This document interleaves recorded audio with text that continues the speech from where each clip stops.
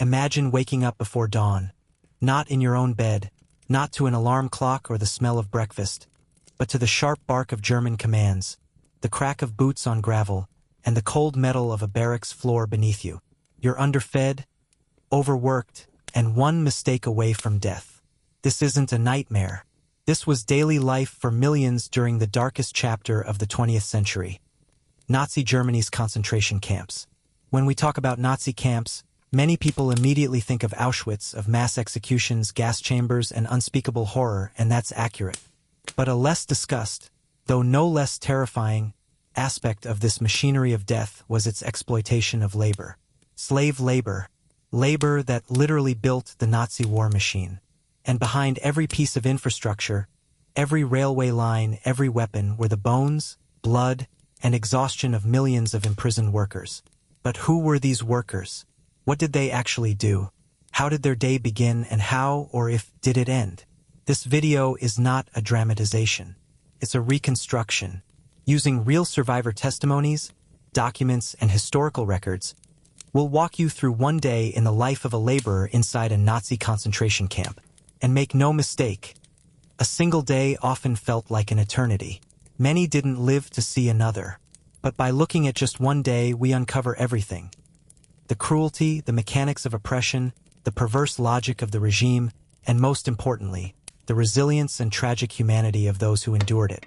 Stick with me through this harrowing, unfiltered journey. You might find parts of this story hard to watch, and that's the point. But by the end, you'll understand why remembering even a single day in these camps means never allowing such a day to return. If you appreciate in-depth historical content that goes beyond textbooks, consider subscribing. It helps bring more hidden stories like this to light. Let's begin. First, let's get one thing clear. When we say worker in a concentration camp, we are not talking about a person who applied for a job or earned wages. We're talking about people, Jews, Poles, Soviet POWs, Roma, LGBTQ+ individuals, resistance fighters who were forced to labor under threat of death. But here's where it gets complicated. Not all workers in the camps were prisoners. Some were German civilians. Others were members of the SS. Still others were so-called kapos. Prisoners themselves, granted small privileges to manage other prisoners. And then there were industrial representatives, engineers, and business liaisons from German companies like Krupp, IG Farben, and Siemens who used camp labor as cheap manpower. There were also camp-specific variations. For example, Auschwitz was a hybrid, both a death camp and a labor camp. Other camps, like Dachau and Mauthausen, were focused more heavily on forced labor and re-education through work. Then there were extermination camps like Sobibor or Treblinka, where labor meant digging your own grave. So when we talk about a day in the life of a worker, we have to decide who we're focusing on. For this journey, we'll follow the path of a typical Jewish or political prisoner assigned to forced labor in a camp like Auschwitz III Monowitz, one of the largest slave labor subcamps, built specifically to supply workers to the IG Farben chemical plant. Monowitz alone held over 10,000 prisoners at its peak, and most of them were worked to death. Now let's talk about what kind of work this was. Prisoners were not doing light duties. They were blasting rock in quarries, hauling massive stones, digging foundations in frozen ground, laying railway tracks, assembling weapons parts in freezing or sweltering factories. They were given shovels too heavy to hold, gloves too thin to matter, and shoes that weren't shoes at all, just wooden blocks strapped with wire. The goal wasn't just production. The goal was punishment, death by labor, Vernichtung durch Arbeit. This phrase, extermination through work, wasn't a metaphor. It was a policy. Forced labor in Nazi concentration camps wasn't just a policy. It was a carefully calibrated machine, 1 part punishment, 1 part economic exploitation, and 1 part ideological extermination. The Nazis didn't simply want to imprison people. They wanted to extract every last drop of physical use from their bodies and then discard them like broken tools.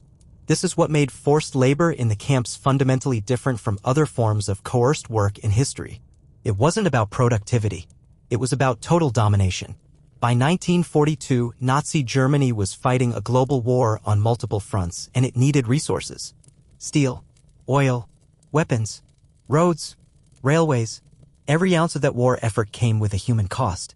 And more of that cost was shifted onto the backs of prisoners, especially Jews, but also Slavs, Roma, political opponents, Jehovah's Witnesses, LGBTQ+ individuals, and anyone else the regime considered undesirable. As German men went off to fight, factories and construction projects began to empty, and the regime filled that gap with shackled labor from the camps. The SS quickly realized that death itself could be delayed just long enough to get some work out of the prisoner. A starving man could swing a pickaxe for a few weeks before collapsing.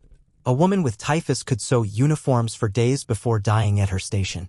And if one died, there were always more trains. Always more bodies to replace them. The logic of the camps was deeply cynical. Life was cheap, labor was cheaper, and productivity was irrelevant as long as prisoners suffered. The working conditions were nothing short of annihilative. Prisoners were woken before sunrise, often around 4:30 a.m., with little to no food in their bellies. The first hours of the day were spent standing at roll call, often for hours, in freezing cold or punishing heat. After that came the march. Miles on foot in wooden shoes that splintered and tore through flesh. Many didn't even make it to the work site. They collapsed en route and were beaten, dragged, or left to die. Once at the labor site, the brutality escalated. There were no safety measures, no equipment, no training, just beatings, yelling, and endless repetition. You didn't know what job you'd be assigned until you got there. One day it could be hauling stones. The next, digging a ditch. The day after that, clearing corpses or unloading explosives. You were not a worker in any normal sense. You were an expendable body, part of a disposable workforce designed to serve the Third Reich until death. The SS used a system of work details called commandos, each led by a kapo, a prisoner with minor privileges, often drawn from the criminal class. Kapos were notorious for their violence. They beat prisoners with sticks, boots, fists, sometimes to death, not out of loyalty to the Reich, but to retain their positions. The SS preferred it this way. It turned prisoner against prisoner, reduced solidarity, and outsourced discipline. Each commando had quotas. These quotas were impossible. Move 10 tons of gravel. Dig 5 meters of trench. Carry bricks for 8 hours straight. If you failed to meet these targets, you were punished. Not with a warning. Not with a fine. But with whippings, solitary confinement, or execution. Some prisoners, desperate to avoid certain types of work, mutilated themselves, breaking fingers or gashing legs just for a day of relief. But even this was risky. Faking illness could send you to the infirmary, which in many camps, like Auschwitz, was not a place of healing but a place of selection and death. Nutrition was another form of control. The Nazis understood that starvation could break the will. Prisoners received as little as 600 to 900 calories per day, a bowl of watery soup, a crust of bread, perhaps a spoon of margarine. For a man doing hard labor in the cold, that was a death sentence. Muscles withered, bones protruded, immune systems collapsed. And still, the orders came, work makes you free. That phrase, Arbeit macht frei, stood over the gates of multiple camps, including Auschwitz. It was a lie, a psychological weapon. It promised hope where there was none. And yet, to many, the idea of being transferred to a labor detail, any labor detail, felt like salvation. Why? Because in the twisted logic of the camps, being useful meant being needed. And being needed might buy you one more day of life. Factories like those run by IG Farben and Krupp became extensions of the camps themselves.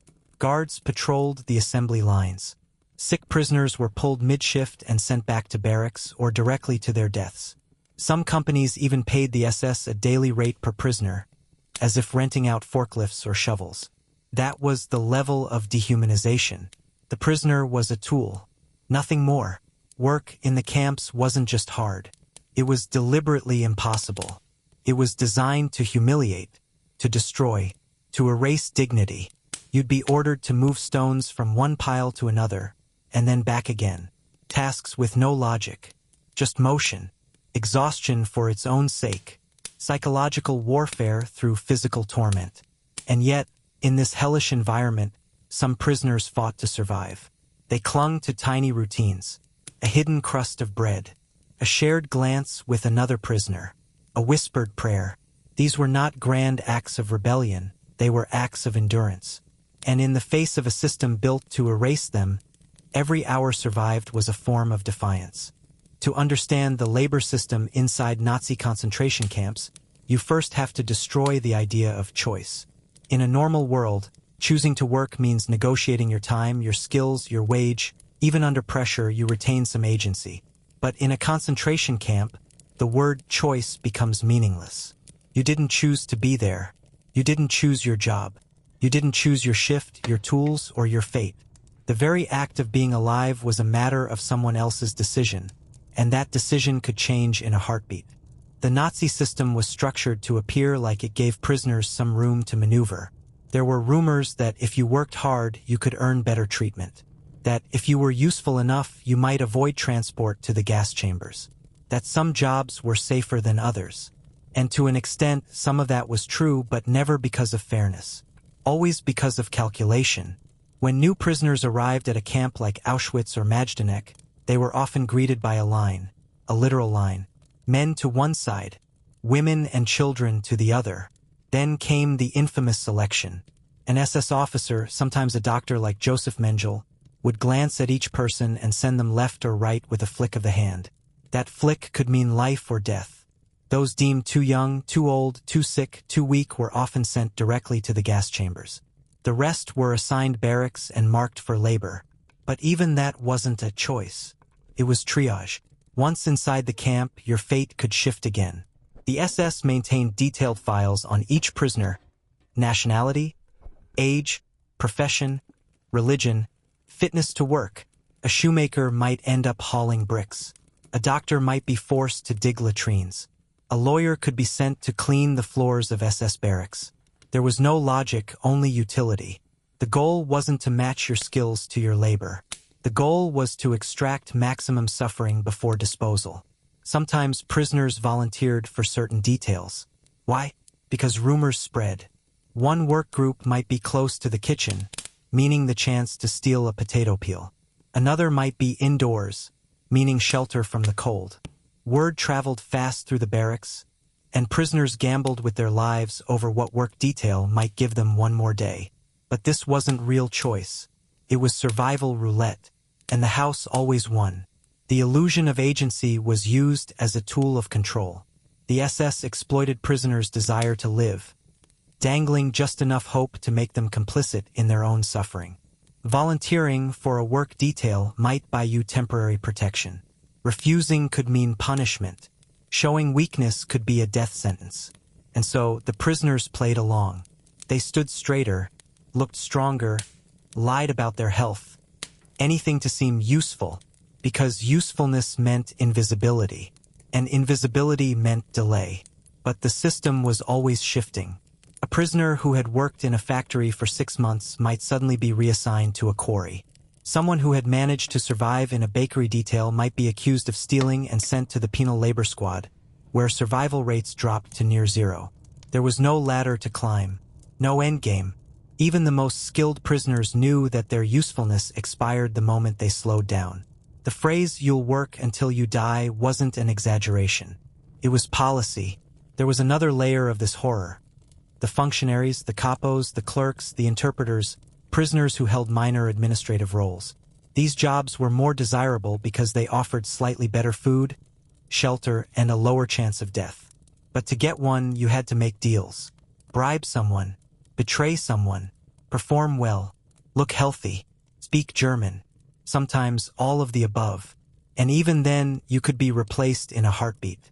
The hierarchy inside the camp was fluid, cruel, and designed to prevent solidarity. One prisoner's promotion often meant another's death. Some prisoners attempted to hide their professions. Doctors feared being used in medical experiments. Teachers and intellectuals were targeted for re-education. Engineers might be kept alive longer, but only if they worked for private German companies. Still, hiding your past could backfire. If you were caught lying, punishment was immediate and brutal. But telling the truth didn't guarantee survival either. The most tragic part? Many prisoners believed in the idea of labor saving their lives. They worked with broken bones. They limped to the roll call. They begged to be reassigned to work details rather than be sent to the infirmary because everyone knew what happened there. The infirmary was often a stepping stone to the crematorium. Survivors would later recall that the idea of choosing to work or what kind of work was a constant mental trap. It kept them alert, anxious, desperate to stay useful. And that desperation was exactly what the SS wanted. Because a prisoner trying to survive is a prisoner who keeps moving. A prisoner who keeps moving delays their death and prolongs their suffering. That's not mercy. That's engineering. The idea of forced labor in Nazi camps was not just about building weapons or infrastructure. It was psychological warfare. It was a system that took human instinct, the will to live, and weaponized it against the prisoners themselves. Every choice was a non-choice. Every option a trap. And still, millions tried to navigate it, not because they believed in freedom, but because it was the only thing left to believe in. The day began before the sun dared show its face. Around 4:30 a.m., the silence of night, if there ever truly was silence in a concentration camp, shattered like glass. It started with a sound that every prisoner came to hate more than any other, the clang of a metal bar slamming against the barak wall. Or maybe it was a whistle. Or the barked scream of a capo. The method varied from camp to camp, but the meaning was always the same. Get up. Now. There was no time. No grace period. No snoozing. The moment that wake-up call rang out, you moved or you risked a beating. Some barracks had over 500 people crammed into a space meant for a fraction of that. Wooden bunks stacked 3 or 4 levels high. Bodies packed so tightly that many prisoners slept curled into shapes that left them half paralyzed by morning. If you were lucky, you'd gotten 2 or 3 hours of sleep, maybe uninterrupted, maybe not. If you were unlucky, you'd been up all night with dysentery or lying next to a corpse that no one had dared remove. And then came the cold. No matter the season, the early morning brought a chill that bit through skin, through bone, through soul. In winter, temperatures dropped well below freezing. Frost clung to the inside of the walls. Breath turned to steam. But there was no heating. No blankets.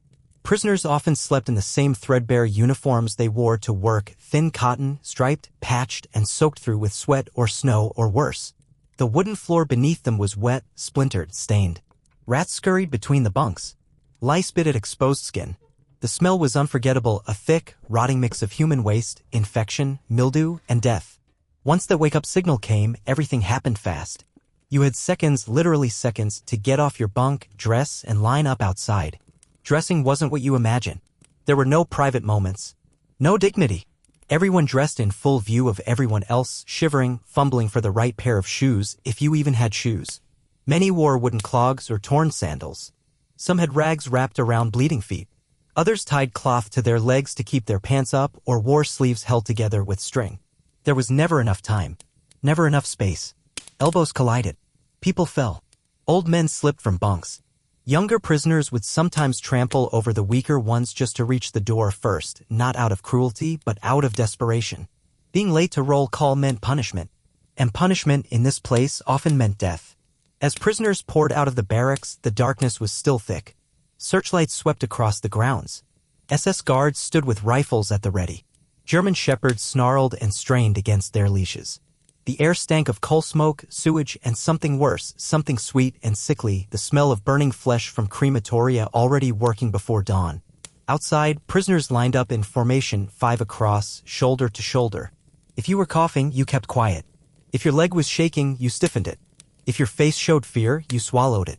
The guards didn't just look for order. They looked for weakness. Weakness was a reason. A reason to strike. A reason to remove you. A reason to make an example. And all of this, the panic, the scrambling, the cold, the fear, happened before the day had even begun. There was no water to wash with. No toilets. Some prisoners relieved themselves in the corner of the barracks during the night, unable to hold it. The latrines were outside, long wooden planks with holes cut in them, no walls, no privacy. Most prisoners never made it in time. Dysentery was rampant. Hygiene was non-existent. Disease was everywhere. But hygiene was the least of anyone's worries.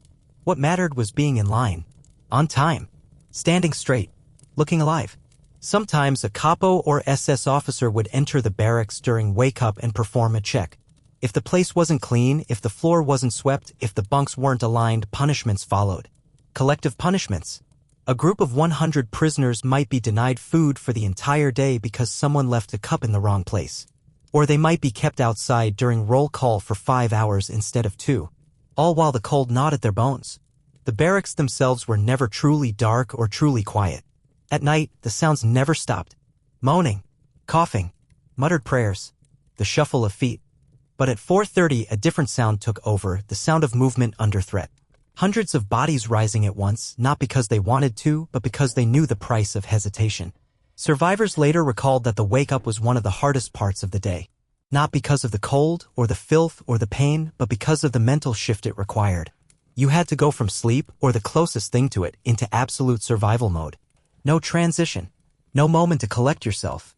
1 second you were lying next to someone with typhus, and the next, you were on your feet, running toward a frozen yard, hoping to avoid the gaze of a man with a whip. And somehow, some prisoners adapted. They learned to wake up before the signal, to pre-tie their shoes, to sleep half-dressed, to memorize the rhythm of the camp so they could anticipate the next order. This wasn't a routine. This was self-preservation. Each morning felt like an ambush, and each time you survived it, you knew you were already doing better than many. This was what 4:30 a.m. looked like in the Nazi concentration camp system. Not dawn.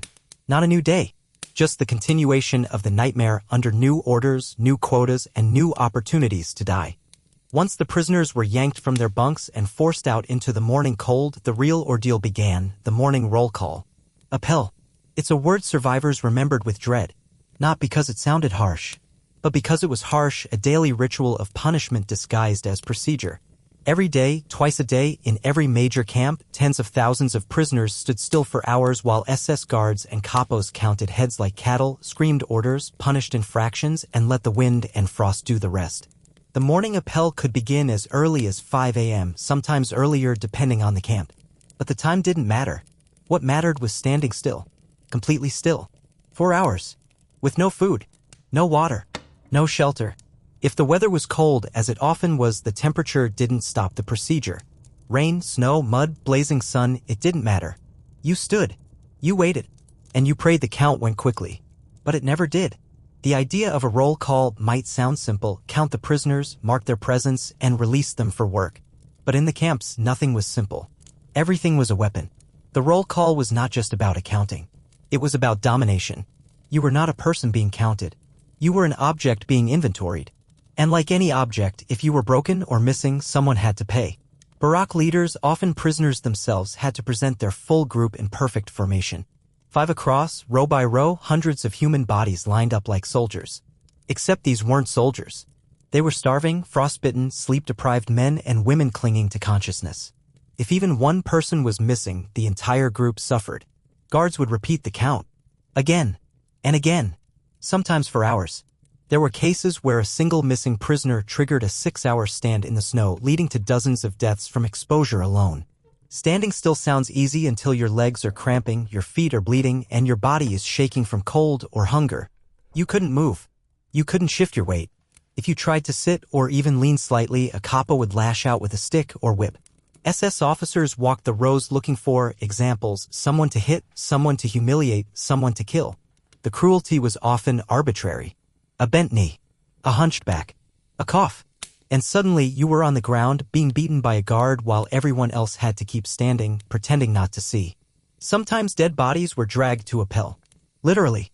If a prisoner died during the night, others were forced to carry the corpse out to morning roll call so the number would match. Imagine that, standing for hours next to a frozen corpse, holding its shoulders upright, pretending it was still alive so your barak wouldn't be punished. The SS saw this not as barbarity but as efficiency. To them, it ensured order. To the prisoners, it was psychological torture. The SS officers conducting appel were not in a hurry. They smoked. They paced. They shouted. Sometimes they read names, sometimes not. Sometimes they demanded songs or exercises. There are documented cases of prisoners being forced to kneel for hours during roll call, or to hold their arms out straight as punishment for an imagined slight. These weren't rules. These were power games. Each guard enforced his own brand of sadism. And then there was the counting itself. In theory, the SS had a list of how many prisoners were in each barak. In practice, the numbers never matched. Someone was sick. Someone had escaped. Someone died. Or maybe the guards simply miscounted. So they did it again. And again. And if they couldn't get the number to match, the entire group might be held past sunrise. Sometimes past 9 a.m. In winter, that meant frostbite. In summer, sunstroke. In all seasons, it meant death. It wasn't unusual for prisoners to collapse during roll call. They fainted from hunger, from infection, from sheer exhaustion. And when they did, they were not helped. They were kicked, screamed at, sometimes executed on the spot. Others were ordered to drag the unconscious body back into formation, no matter how broken it was. Movement was punished. Stillness was expected. And yet, collapse was inevitable. In some camps, especially Auschwitz and Buchenwald, the roll call square was paved with stone. That meant standing for hours on a hard, cold, unyielding surface. Many prisoners lost feeling in their feet, developed ulcers, open wounds, infections. Some couldn't walk afterward, which, in the logic of the camp, meant they were no longer useful. And being no longer useful was as good as being dead. Some guards used roll call as a chance to humiliate specific individuals. Jews were singled out. Slavs, Roma, anyone who looked defiant. They might be forced to remove their cap, to recite their number in German, to perform some task that would degrade them. If they hesitated or didn't understand, they were beaten. Roll call wasn't just a logistical exercise. It was theater, a theater of absolute control. And for prisoners, there was no way out. The only way to miss roll call was to be in the infirmary. And even that wasn't guaranteed. Sick prisoners were often dragged to the square anyway, propped up by others, sometimes strapped to a stretcher and left on the cold ground while numbers were counted. Because the camp demanded full inventory, living or dead. After hours of standing, the count would finally end. The guards would bark a command and the prisoners would be sent to work already drained, already shaking, already broken before a single brick had been lifted. The day hadn't begun, but many were already half dead. Survivors recalled that roll call was, in many ways, worse than the work itself. Because it was pointless. Because it was designed not for efficiency but for cruelty. Because it reminded you every single morning that your time, your body, your existence belonged to someone else and they could waste it however they pleased. And still, you stood. Because standing was surviving. And surviving was the only resistance you had left. After standing for hours in the cold, barely clothed, barely conscious, many prisoners' thoughts turned to the same thing, food. But food in the camps wasn't nourishment. It wasn't even sustenance. It was a slow weapon, a controlled starvation program wrapped in the illusion of daily rations. What prisoners received each day was not intended to keep them alive indefinitely. It was intended to keep them alive just long enough to work, to suffer, to produce, and then collapse. The official daily ration in many camps was around 600 to 900 calories, sometimes more, sometimes less, depending on availability and the whims of SS administration. For comparison, a sedentary adult male requires about 2,000 calories per day just to maintain basic bodily function. A man doing heavy labor, lifting bricks, pushing carts, digging ditches in freezing temperatures might need 3,500 to 4,000 calories. But in the camps, men and women doing this type of work were given less than a third of that. And the quality was even worse than the quantity. The day began with what passed for breakfast, a cup of coffee or tea, though neither resembled anything like their names.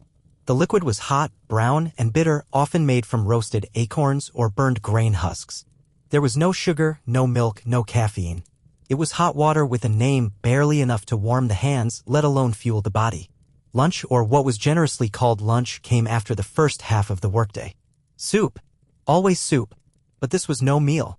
It was a thin, watery broth served in dented metal bowls or whatever the prisoner could scavenge.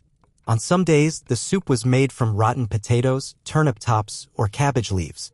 On worse days, it was literally just hot water with a film of fat or a few floating barley grains. Protein was virtually non-existent. Occasionally, a soup might include a chunk of horse meat or, in rare cases, a scrap of sausage, but this was uncommon. For most prisoners, it was vegetables if you were lucky. Moldy, boiled into nothing. And never enough.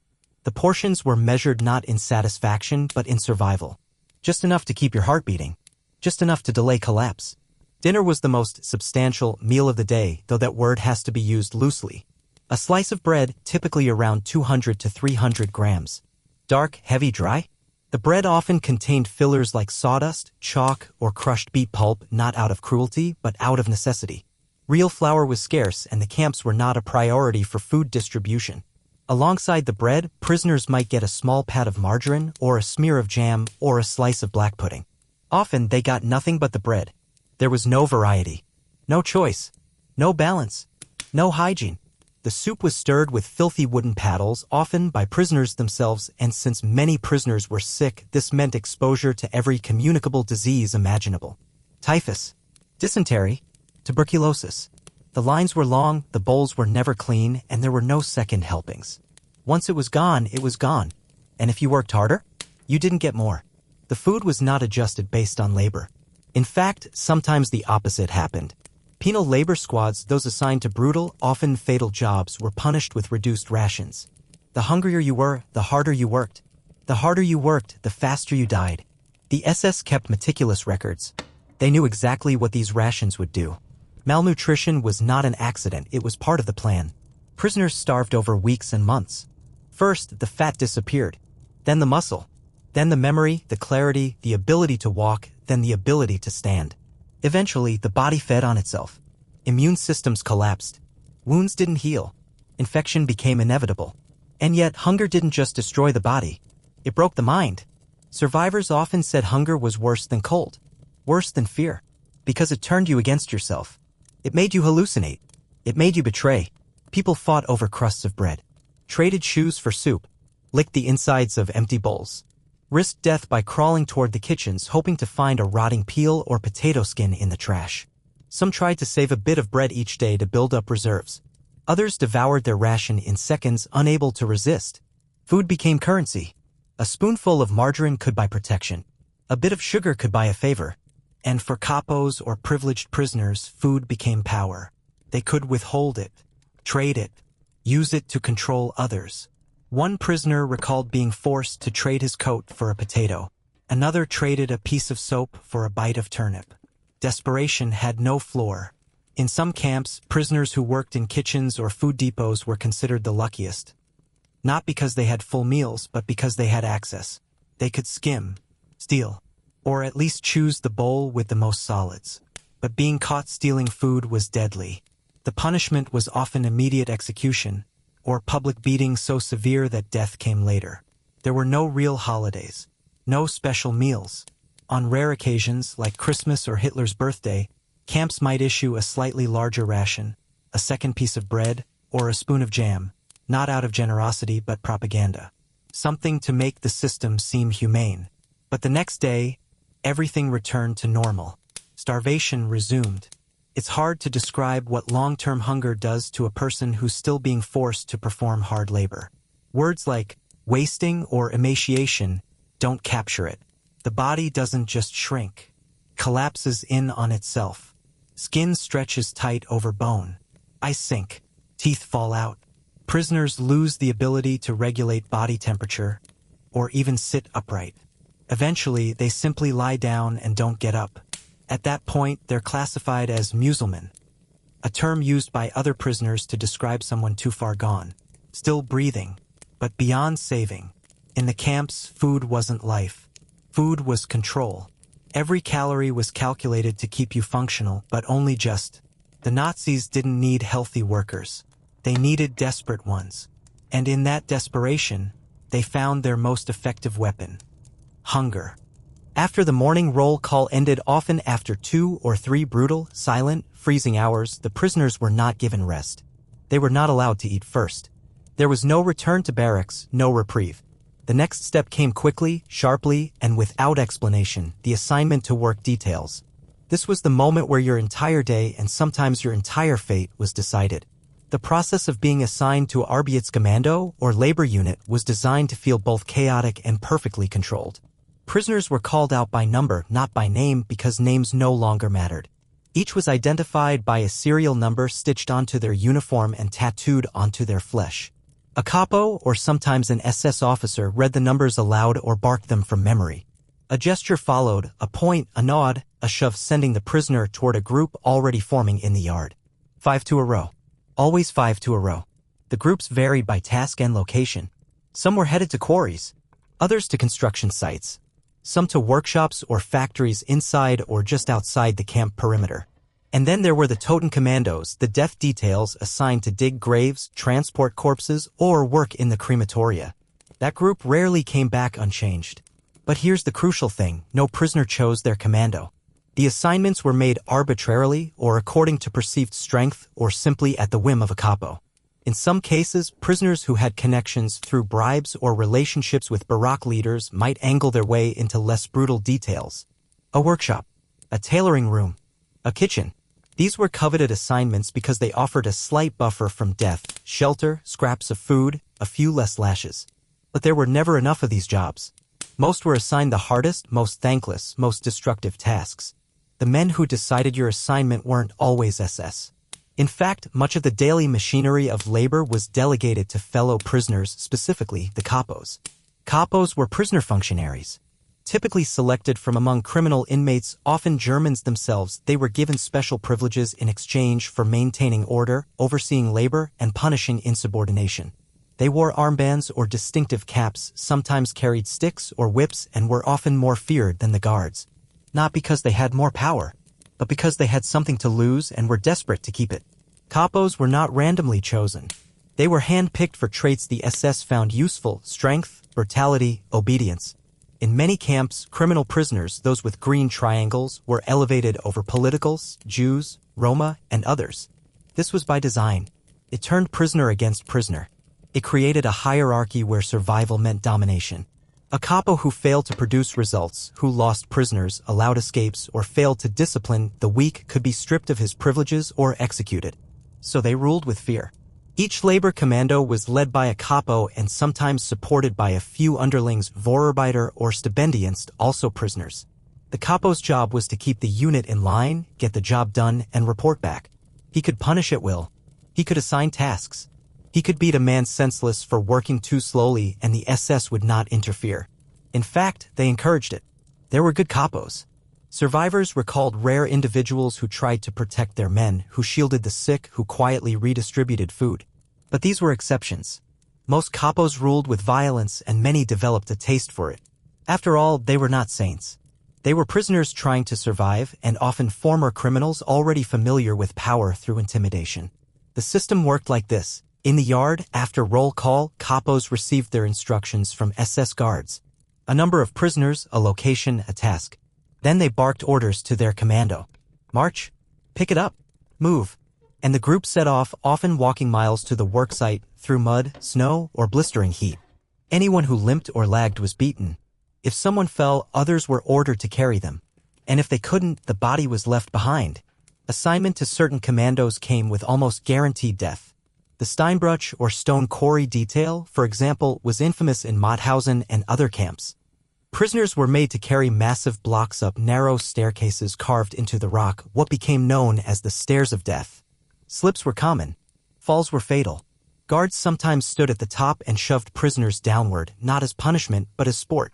Other commandos involved carrying logs, pouring concrete, digging trenches, laying railroad ties. Tools were primitive. Gloves were non-existent. Tasks were endless.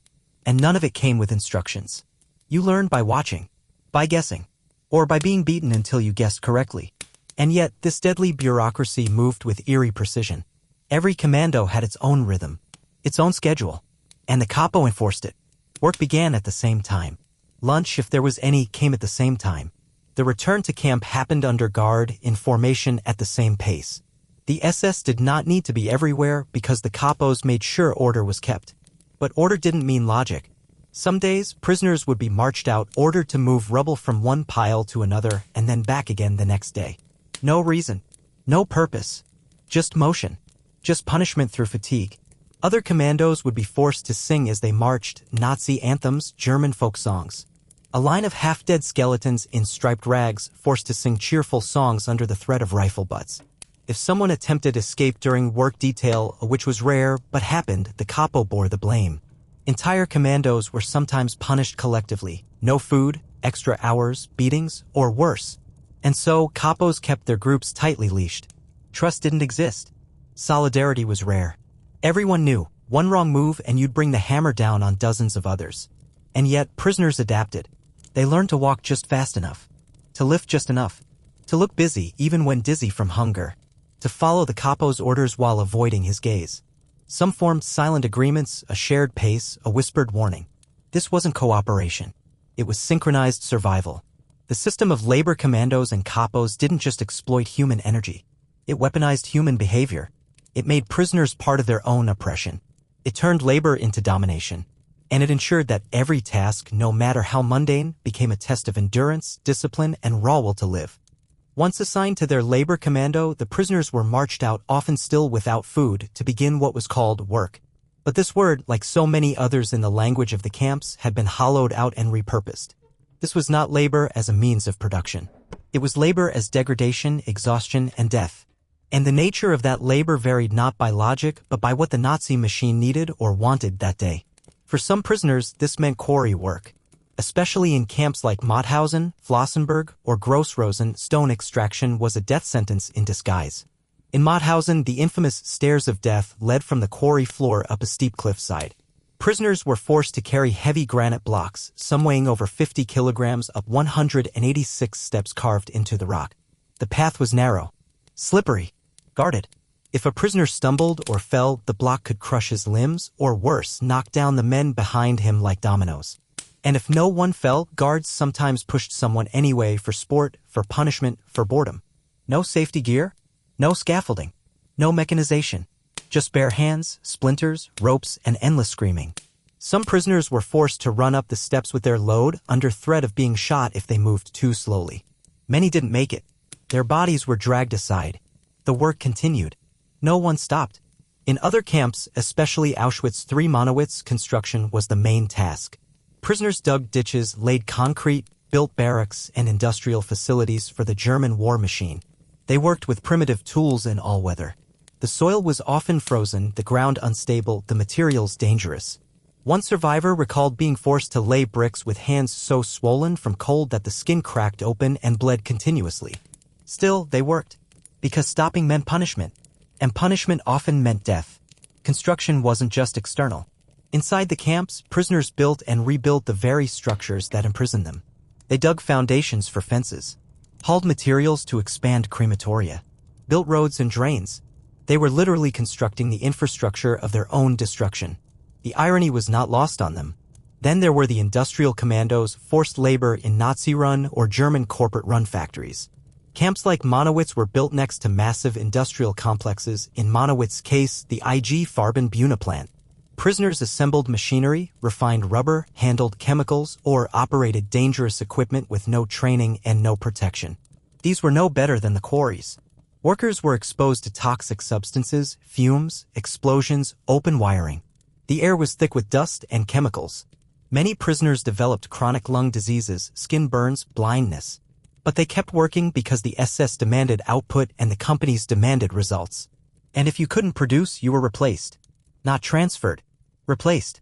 Sent to die and substituted with the next trainload of prisoners. These factories were not on the margins of the Nazi economy. They were part of the core.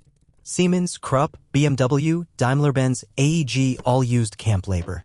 Some of them built their own barracks, hired SS officers as labor managers, and paid fees to rent prisoners by the day. An invoice might read, 100 men, skilled labor, 5 marks each. The men didn't see a penny. All profit. No cost. Total dehumanization. And then the darkest assignment of all, the Sonderkommando, or what prisoners called the dead detail. These were the units assigned to handle corpses. In camps like Auschwitz-Birkenau, this meant working in the crematoria. Their job?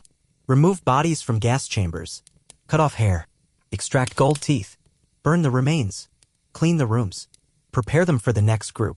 These prisoners lived separately, were treated slightly better because their task required physical stamina. But their life expectancy was short, weeks, months at most. And then they too were killed to erase witnesses. Some Sonderkommando prisoners buried their memories in silence. Others, incredibly, documented what they saw, writing on scraps of paper, hiding them in bottles beneath the crematoria floors. Today we have those testimonies.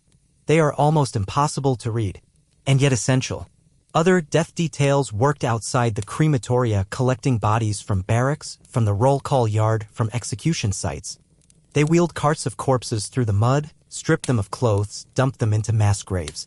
They learned to lift by the ankles, to move quickly, to dissociate completely. One prisoner described the moment he realized he had carried the body of his own cousin. He recognized him by a birthmark. He didn't stop working. He couldn't. In some camps, latrine commandos were equally dehumanizing. Their job was to clean the overflowing, stinking, disease-ridden pit toilets without gloves, without masks. Covered in filth, crawling with lice, surrounded by mockery and violence. But strangely, some prisoners preferred this detail. Why? Because it was inside. Because guards stayed away from the stench. Because if you worked in the filth, no one wanted to come near you, and that gave you moments of peace. And then there were the fake commandos. Make-work squads created just to exhaust the prisoners.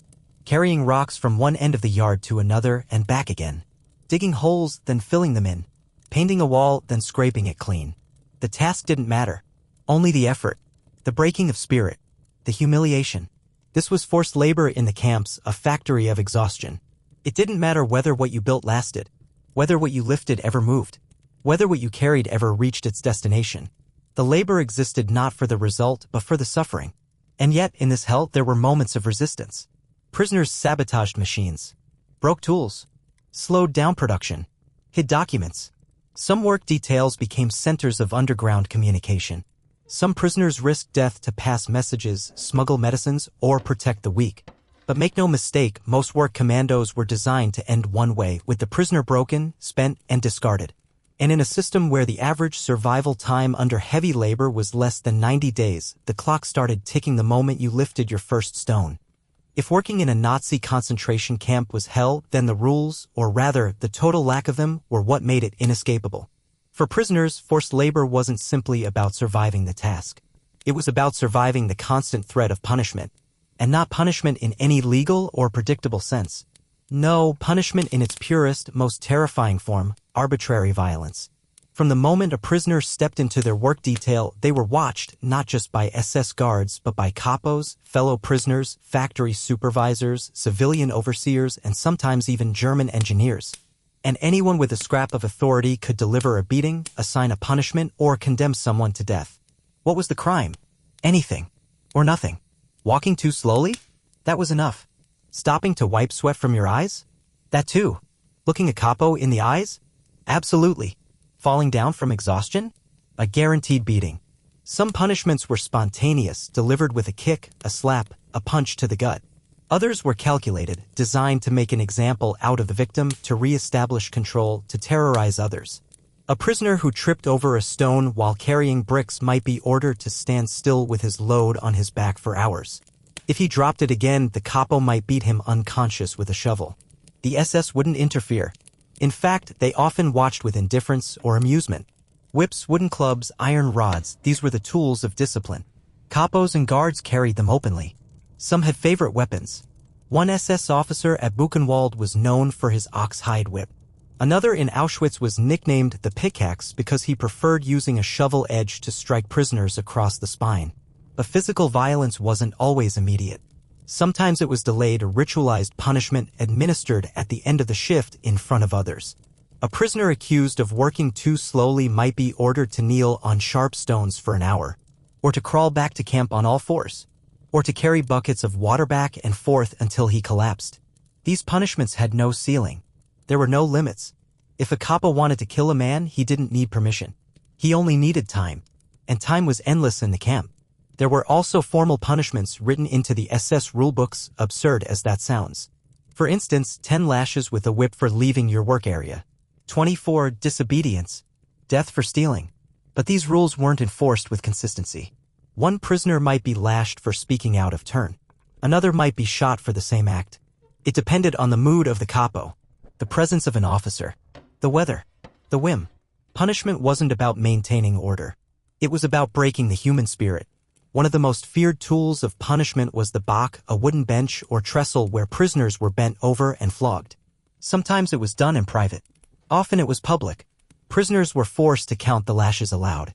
If they lost count, which often happened under pain, the beating started over. Onlookers had to watch. If they looked away, they were punished too. Another common method was the pole hanging.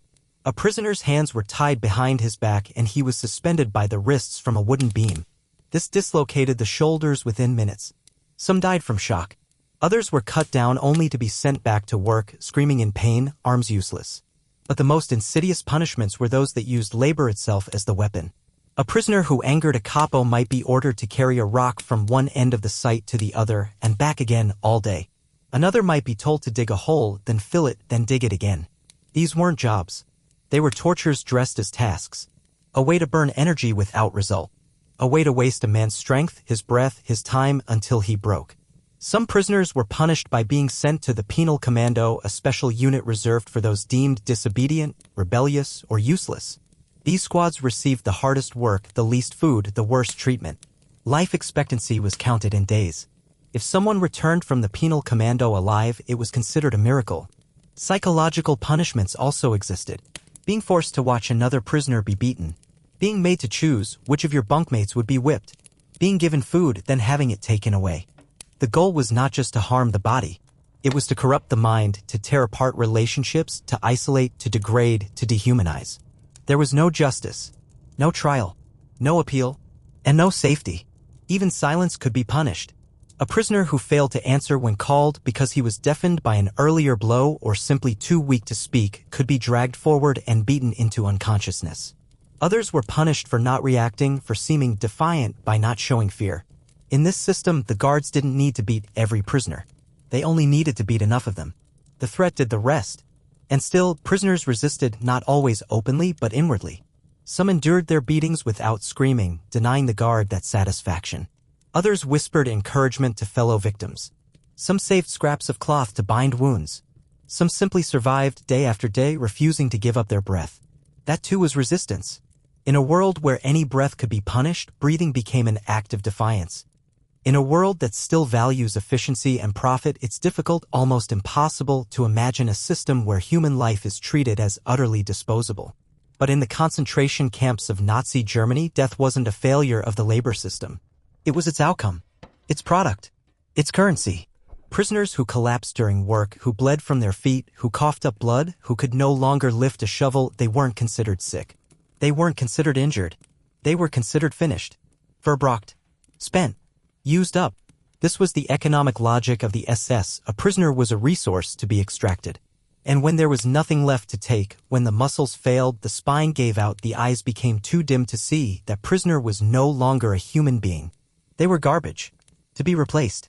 Immediately. Survivors often spoke of a silent rule among prisoners: don't be the slowest one. It wasn't superstition. It was a matter of statistical survival. Each commando had its own rhythm, determined not by the nature of the work but by the patience of the capo or SS supervisor. And those rhythms were deadly. If one man fell behind, the entire group could be punished. So the slowest became the most vulnerable. They were kicked, cursed, dragged, or they simply disappeared. Disappearance was common language in the camps. No one ever said someone died. They were gone, taken away, didn't come back from work. Sometimes the body was left at the site. Sometimes thrown onto a cart and wheeled back with others. Sometimes the corpse was used as an example, laid out in the yard, left for others to see. But more often it was just gone. Like smoke. Like breath. And yet the system didn't stop. There was no pause. No moment of silence. No reduction in output. The SS kept meticulous records, not to prevent death, but to forecast it. They knew how many prisoners a job would kill per week. And they scheduled accordingly. A building site might need 300 men, but if 50 died each month, the commandant would simply request 50 more. Not from outside, but from incoming transports. It's chilling to read SS paperwork from this era. Memos, requisitions, reports. Lines like, Labor Unit 1730 men lost this month, replaced from incoming convoy. Or, current Jewish laborers at IG Farben, 1,282. Deemed unfit, 97. Disposal scheduled. These were real documents. Real numbers. Human beings rendered into logistics. This is what historians mean when they talk about the industrialization of death. Not just in the gas chambers, but in the factories, the roads, the quarries. Every swing of the pickaxe, every push of the wheelbarrow, every brick carried by a starving man, it was all calibrated within a death economy. And the key to the system? Replaceability. The SS didn't care who died as long as someone was there to replace them. They didn't care how skilled a prisoner was. They didn't care if he had been working for 3 weeks or 3 months. The only thing that mattered was whether he could keep moving. Once he couldn't, he was removed. Quietly. Efficiently. Without emotion. This cold logic extended to every aspect of the system. Uniforms were recycled. Shoes stripped from corpses. Gold teeth extracted. Documents altered. A dead man's number might be reassigned. His record might vanish. It was as though he had never existed except as labor hours, tallied and forgotten. For some prisoners, this knowledge created a kind of paralysis. Why fight to live when your life is worth less than the cloth you wear? Why hope when the moment your back aches too much to stand, someone younger, stronger, or simply newer will take your place? And yet, most prisoners kept going. Not because they believed in survival, but because survival itself had become instinct. They crawled through fevers. They limped through infection. They worked with broken ribs, crushed toes, open wounds. Anything to stay in motion. Because motion was life. And stillness, even for a moment, could mean being pulled aside. Being listed. Being disposed. Many camp survivors spoke of a moment, a shift, when they realized the system wasn't just cruel. It was indifferent. That was more terrifying than hatred. The SS didn't need to hate you to kill you. You weren't murdered out of passion. You were murdered out of disinterest. You stopped being useful. You took up space. That was enough. There was even a perverse logic to the suffering itself. The Nazis believed that the work, brutal, dehumanizing work, could cleanse, could re-educate, could punish, but only for those considered redeemable. For Jews, Roma, and others deemed unworthy of life, the work was merely a step toward erasure. They would be worked until they died, and then replaced by others who would die in turn. A perfect, endless cycle of human consumption. And all the while, the guards watched. Silent. Smoking cigarettes. Writing notes in ledgers. Jotting down who faltered. Who limped. Who should be reassigned to the infirmary, to the death block, to the crematorium. One SS guard at Monowitz was known to carry a notebook during inspections. If he saw you stumble, he made a mark. Nothing else. A small line in a book. A quiet death sentence. The industrial system the Nazis built, with German companies as willing partners, had no space for weak bodies. And no time for grief. When someone died at the worksite, there was no prayer. No burial. No name. Just a replacement. In this way, the labor system wasn't just cruel. It was mathematically inhumane. Optimized not to prevent death, but to manage it. And yet, within this mechanical cruelty, human life flickered. Briefly. Defiantly. Prisoners supported each other, carried the weak, shared crusts of bread, whispered warnings. Small moments. Moments the system didn't plan for, couldn't quantify, didn't understand. That flicker is what survived. But so many never got that chance. Because in the camps, you didn't die when your heart stopped. You died when the system was finished with you. When most people think of Nazi concentration camps, they imagine death gas chambers, firing squads, starvation. But just beneath that horror, running like a cold, mechanical engine, was something else: profit. The Nazi regime wasn't just waging ideological war. It was building an empire. And that empire needed concrete, steel, chemicals, rubber, machinery. So while the SS perfected the art of extermination, German corporations saw opportunity. And behind barbed wire, in the shadow of smokestacks, began one of the largest and most brutal examples of corporate collaboration with genocide in modern history. At the center of it all stood IG Farben, a chemical and pharmaceutical giant formed from a merger of Bayer, BASF, and other firms. Before the war, IG Farben had already become the largest chemical conglomerate in the world. But during the Nazi years, it became something more: the engine of forced labor at Auschwitz. In 1941, IG Farben began constructing a massive industrial complex just a few kilometers from Auschwitz in a town called Monowitz. They named the plant Buna Werke, and its goal was simple: produce synthetic rubber and fuel for the Nazi war effort. But IG Farben didn't want to pay for labor. Labor was expensive, unreliable. And then came the solution: build a camp. So they partnered with the SS. The result was Auschwitz III Monowitz, a subcamp built specifically to supply slave labor to the Buna factory. IG Farben didn't just request workers, they financed the construction of the camp. They designed the barracks. They helped plan the prisoner intake. Some of their executives even lived nearby and conducted site visits. Prisoners in Monowitz worked grueling 12-hour shifts, exposed to chemicals, extreme temperatures, machinery, and open flames. Many collapsed from exhaustion, were injured, or simply disappeared. IG Farben tracked their productivity. When a prisoner fell behind, the SS removed him. IG Farben didn't object. They simply asked for more prisoners. This wasn't passive complicity. This was active participation. In internal memos, IG Farben managers discussed the problem of high mortality rates not as a moral issue but as a cost-efficiency problem.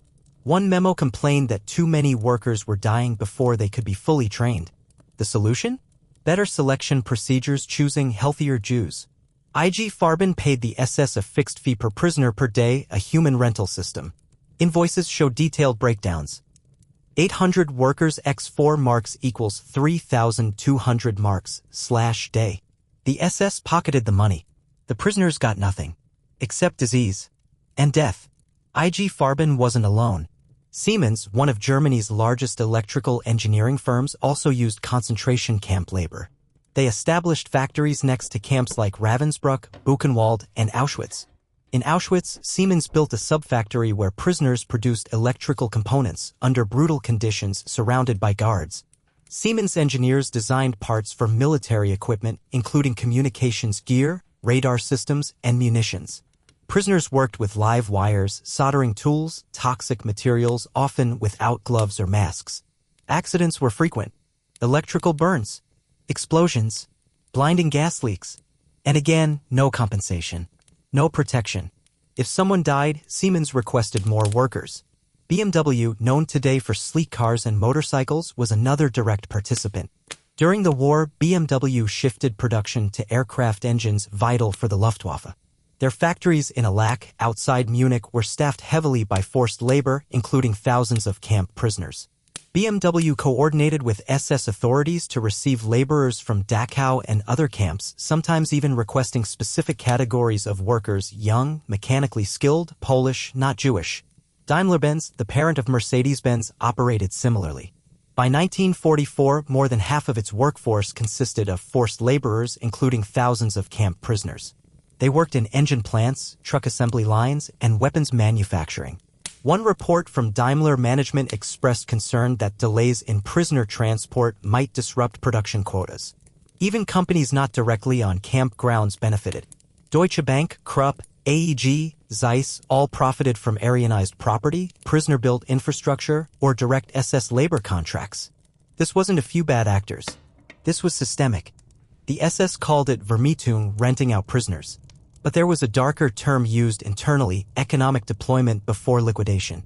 The idea was simple. Use the body until it failed. Then remove it. Then replace it. Nothing wasted, not even death.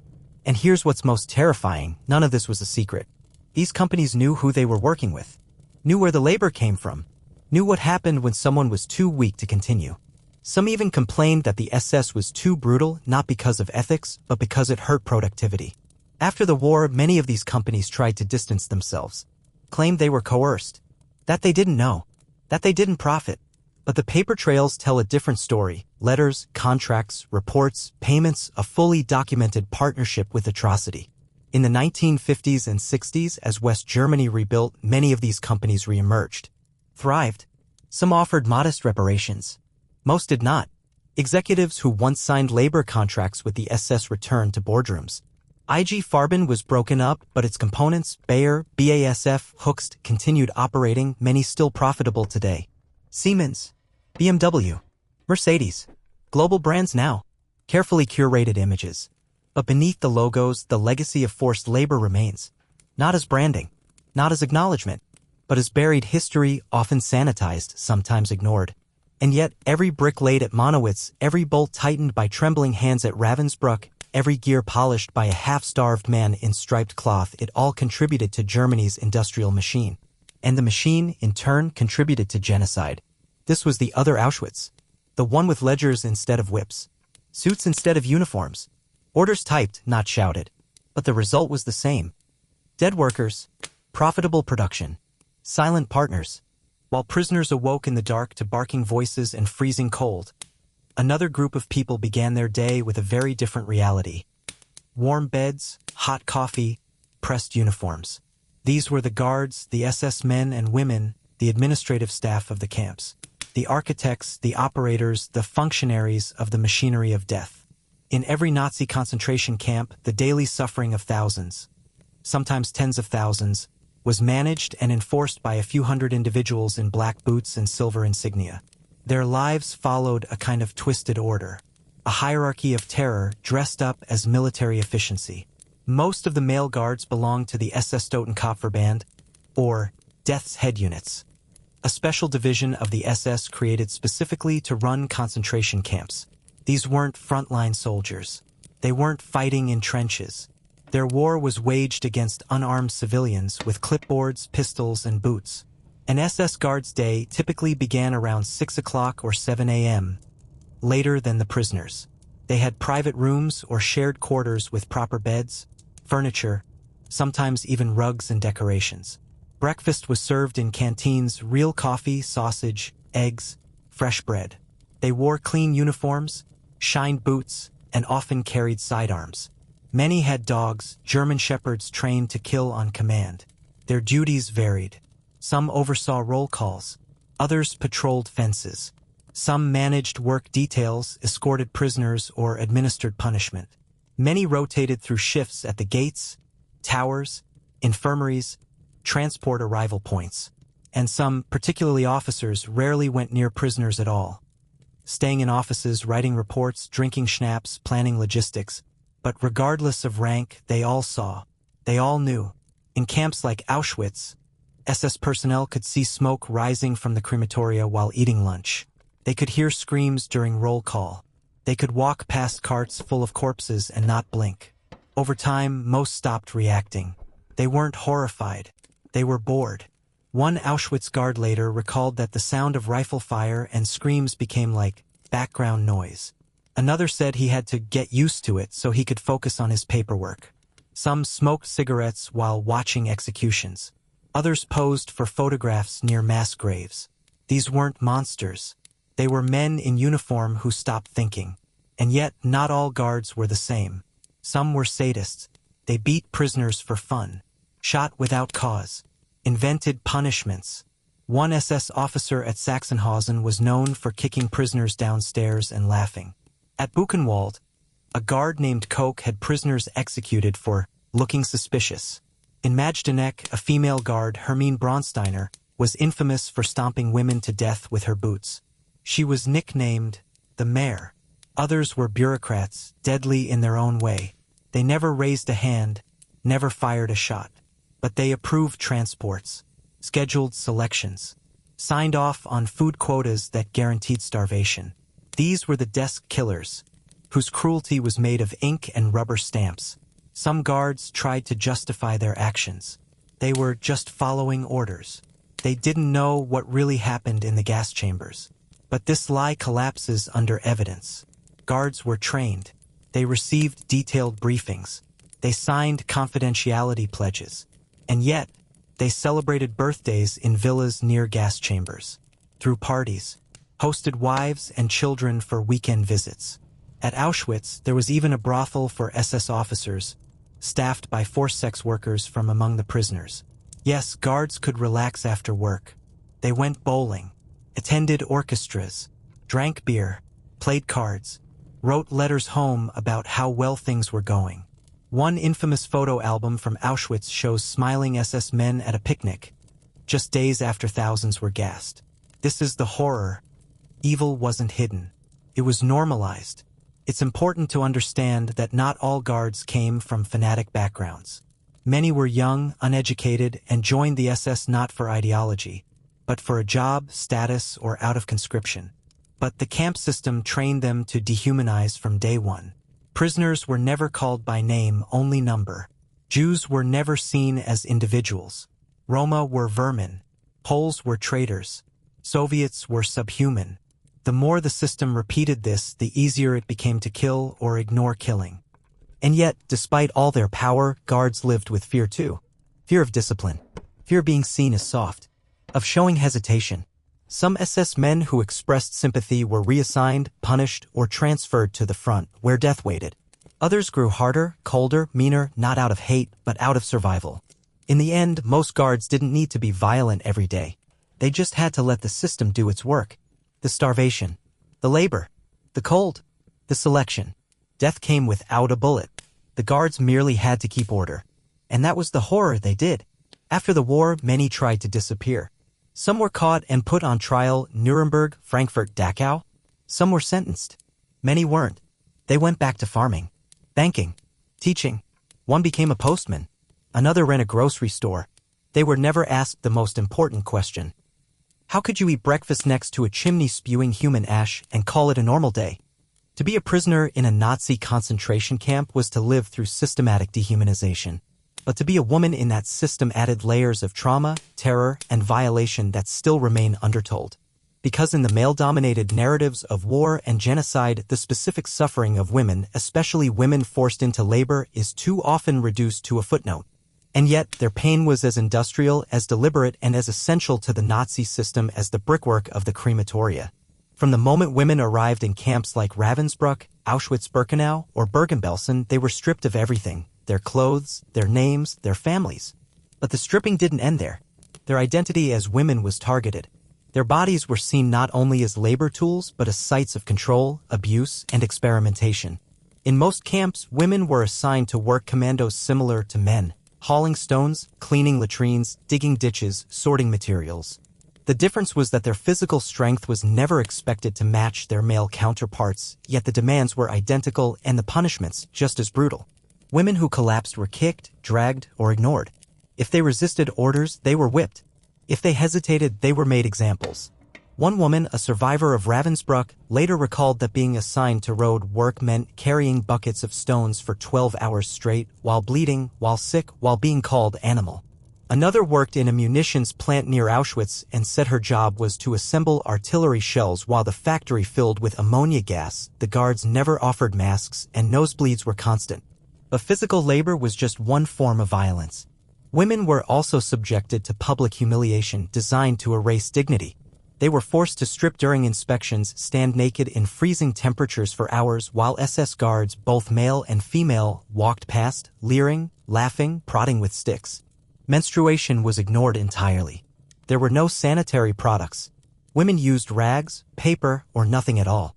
Those who stained their uniforms were mocked, punished, or reassigned to dirtier work. Pregnancy? It meant death unless the woman was chosen for medical study. And that brings us to the darkest chapter, medical experiments. In Ravensbrück, the largest women's camp in the Reich, Nazi doctors conducted a series of studies on female prisoners. The victims were mostly Polish political prisoners, young, educated, often from the resistance.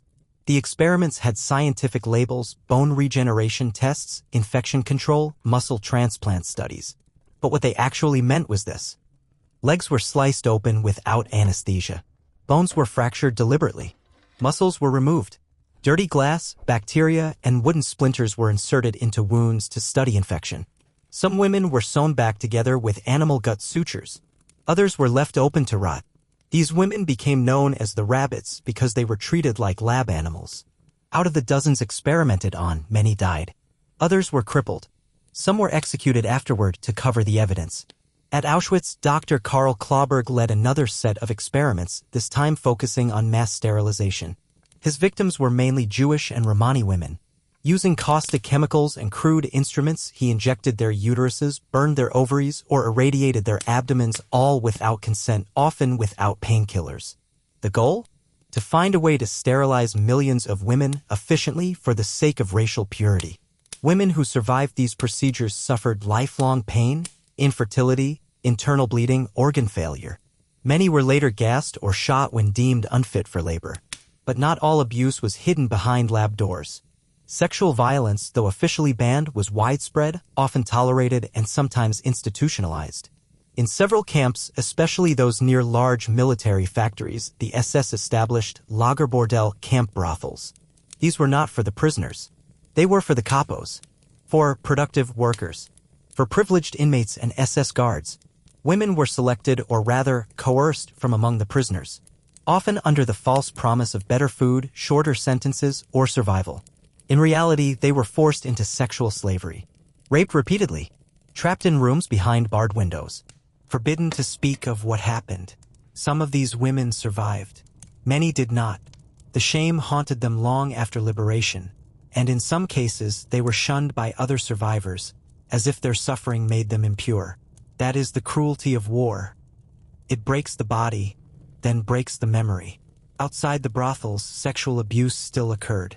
Guards, especially those assigned to night patrol, often dragged women from barracks for interrogations. Kapos demanded sexual favors in exchange for bread or lighter work. Pregnancies sometimes followed, and in almost every case, pregnant women were killed. Immediately, the fetus didn't matter. The mother was now unfit. She was removed. Romani women suffered uniquely. At Auschwitz's so-called gypsy camp, whole families were imprisoned together. Men, women, children. Women were frequently sterilized. Others were used in genetic experiments by Joseph Mengele, who studied twins, deformities, and eye color, always without anesthesia. He kept meticulous records, called his victims by number. took photographs. But in the eyes of the system, none of this was cruelty. It was procedure. And still, through all of it, women resisted. Silently, bravely, they formed secret circles of care, washing each other's wounds, sharing scraps of food, singing lullabies to the dying. Some smuggled notes between barracks. Others refused to scream during operations, denying the doctors their satisfaction. One woman tore out her stitches and spat at her tormentor. She was shot. Others looked him in the eye and survived to testify. The story of women in the camps isn't just one of victimhood. It's one of endurance under a system specifically designed to erase their bodies, their voices, and their womanhood. And yet they endured. Evening in the camps didn't bring rest. It brought another test, another trial, another round of waiting in silence, in pain, under the gaze of rifles and dogs. Because before any prisoner could eat, if food came at all, before anyone could lie down or crawl into a bunk, there was one final obligation. The evening roll call. It was called a bendapple, and it was as much a weapon as a whip. If the morning roll call broke the spirit, the evening one crushed what remained of the body. After hours of forced labor, quarry work, factory shifts, corpse hauling, latrine cleaning, prisoners were marched back to the camp. Marching was not symbolic. It was required. In rhythm. In formation. Often several kilometers. Limping was punished. Talking was forbidden. Those who fell behind were beaten, carried, or shot. If someone died on the way, the others had to bring the body. The count had to match. By the time prisoners reached the camp square for the evening appel, the sun was low, the temperature colder, the exhaustion absolute. But no one was allowed to rest. Instead, they stood and waited. Again. Just like in the morning, the rules were strict. 5 per row, standing at attention, caps off unless ordered. Sick? You stood. Bleeding? You stood. Feverish? Dizzy? Vomiting? Still, you stood. If you couldn't, someone else had to hold you upright. Because if the count didn't match, the punishment fell on everyone. And again, just like in the morning, the counting took hours.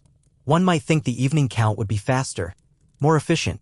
After all, it was simply about confirming that those who left in the morning had returned. But in the logic of the camp, efficiency was never the goal. Control was. Punishment was. Sometimes the count didn't match because someone died at the worksite, or was transferred, or was already in the infirmary. But the SS didn't care. The order was to count until the numbers matched, no matter how long it took. Sometimes that meant waiting in place for 2, 3, even 4 hours. In snow. In rain. In ice. In hunger. And the guards, they were not sympathetic. They paced. They barked. They joked among themselves. Sometimes they beat prisoners just to pass time. Or chose someone to humiliate. One survivor recalled how a capo ordered a prisoner to sing a German folk song with a broken jaw.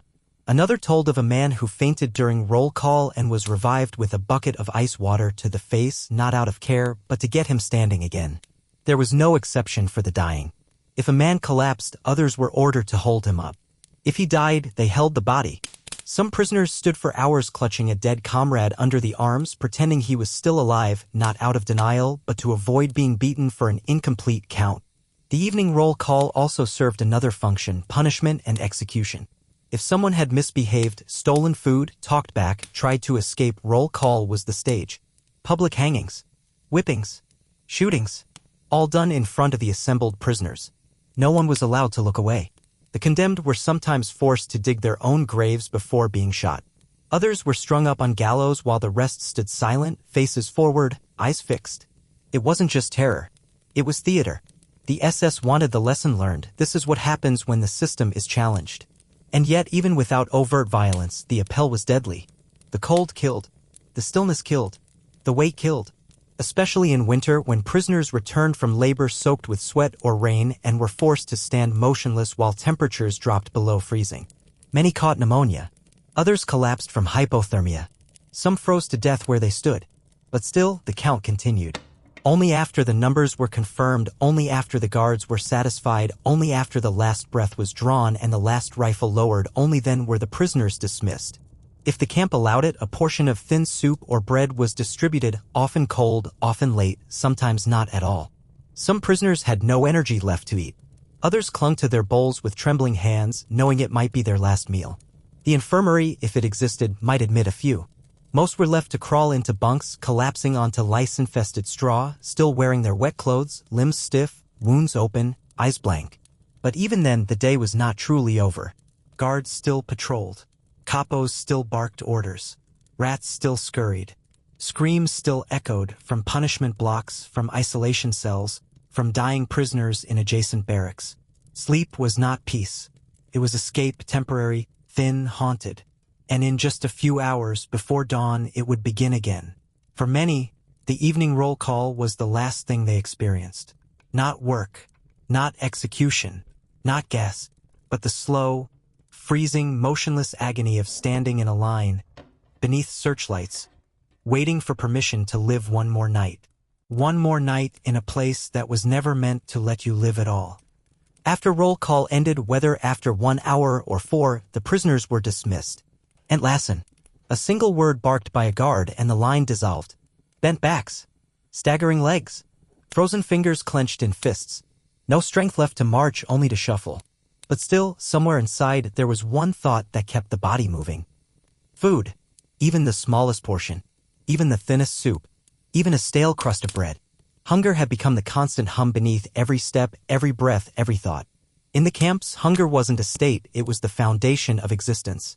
So when evening finally came and there was the promise, not the certainty, just the possibility of food, it was enough to drive even the most broken body forward.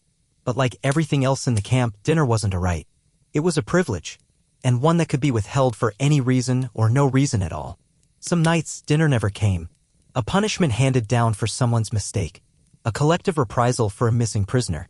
Or simply because the food delivery didn't arrive. Or because a capo decided it wasn't worth distributing.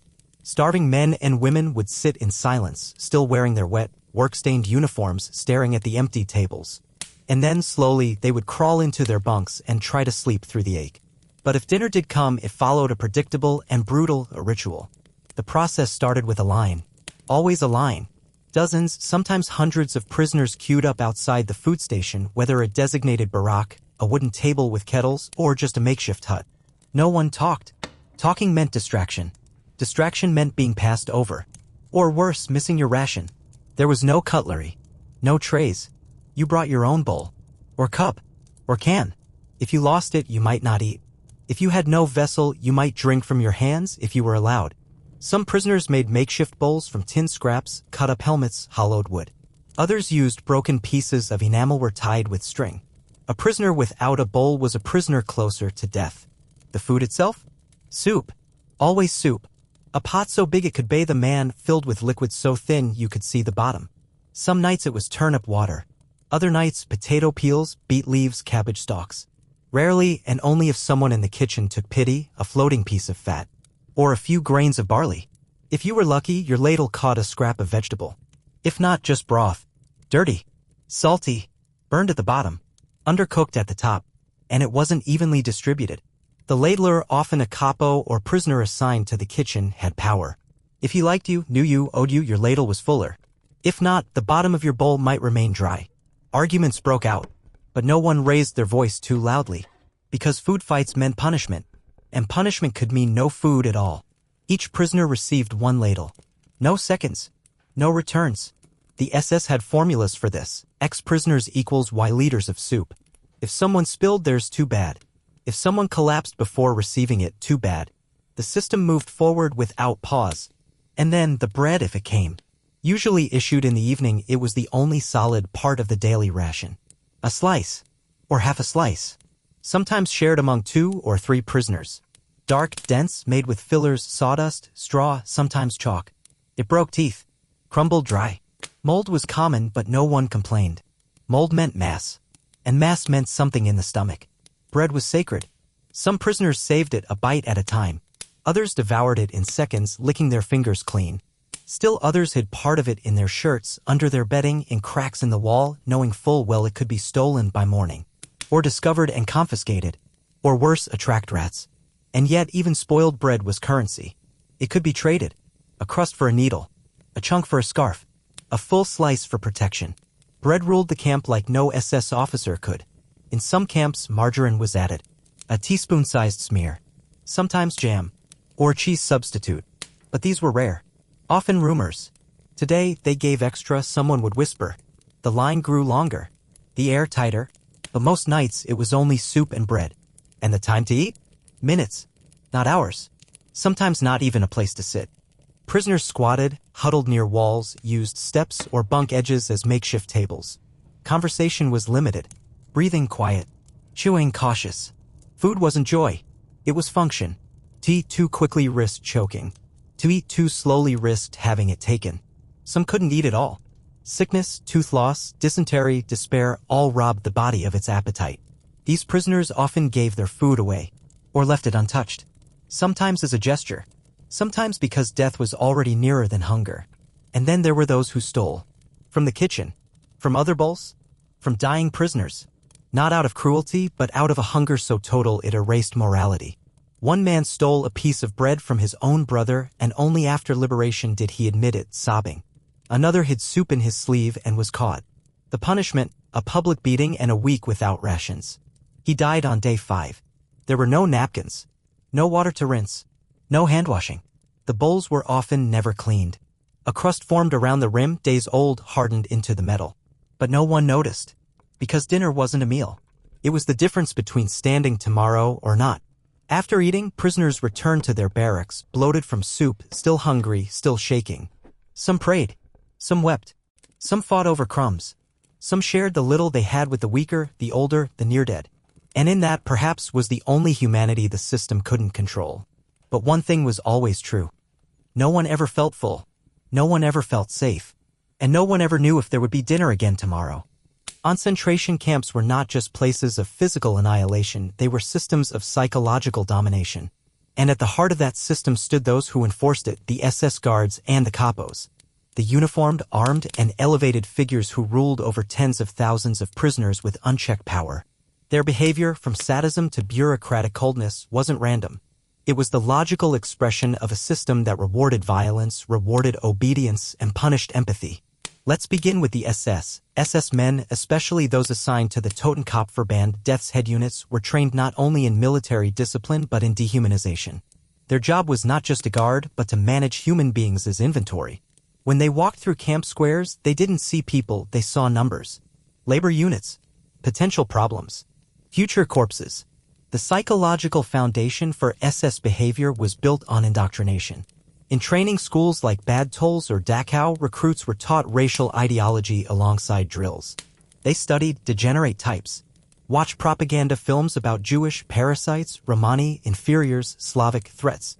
They were shown films of mass shootings and told it was their duty. They were taught to harden themselves, to be cold, exact, and merciless.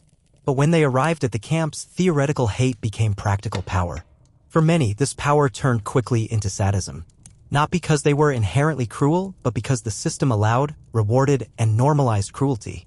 An SS man who beat a prisoner to death might be praised for maintaining order. One who hesitated could be ridiculed or disciplined. In such an atmosphere, sadism became a form of currency. It bought status, respect, promotion, and it took many forms. Some guards invented punishments, made prisoners crawl for hours, balance on bricks, dig holes and fill them again. Others turned execution into sport, shooting at prisoners who approached fences even by accident. One SS man at Buchenwald was known to release his dog into crowds for amusement. At Auschwitz, a guard nicknamed Bloody Aloys used a whip soaked in water and salt to cause maximum pain with each strike. Some were ritualistic in their violence. They enforced their own rules with precision, demanding a buttoned collar, a straight back, a silent line. If a prisoner failed, punishment was instant. Not because it was necessary, but because it reaffirmed control. And yet, not all SS men were overtly violent. Some were bureaucrats. They signed papers, filed reports, checked labor quotas, reviewed selections. These men might never raise a hand, but their decisions sent thousands to death. They were the quiet killers, detached, efficient, dangerous not because they were brutal, but because they had no emotional connection to the consequences of their actions. Now let's turn to the kapos, prisoners themselves, selected to control others. Kapos were the enforcers within the barracks and the work details. Often criminals selected for their physical strength, toughness, or loyalty, they were given power over fellow inmates. Power that came with food, privileges, better clothes, and, above all, a slightly higher chance to survive. But that power came at a price. Kapos were expected to deliver results, quotas met, order maintained, no escapes, discipline enforced.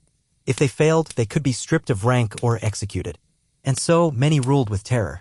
They beat prisoners, screamed, stole rations, turned in the sick and weak, not always out of malice, but because they knew if they didn't, someone else would and they'd be dead.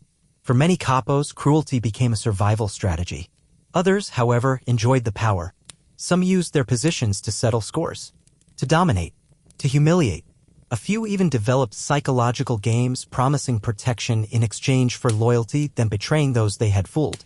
There were kapos who staged trials in the barracks, forcing prisoners to confess to imaginary crimes. Others acted like kings, choosing who worked where, who got more soup, who lived, who died. There was a hierarchy among kapos as well.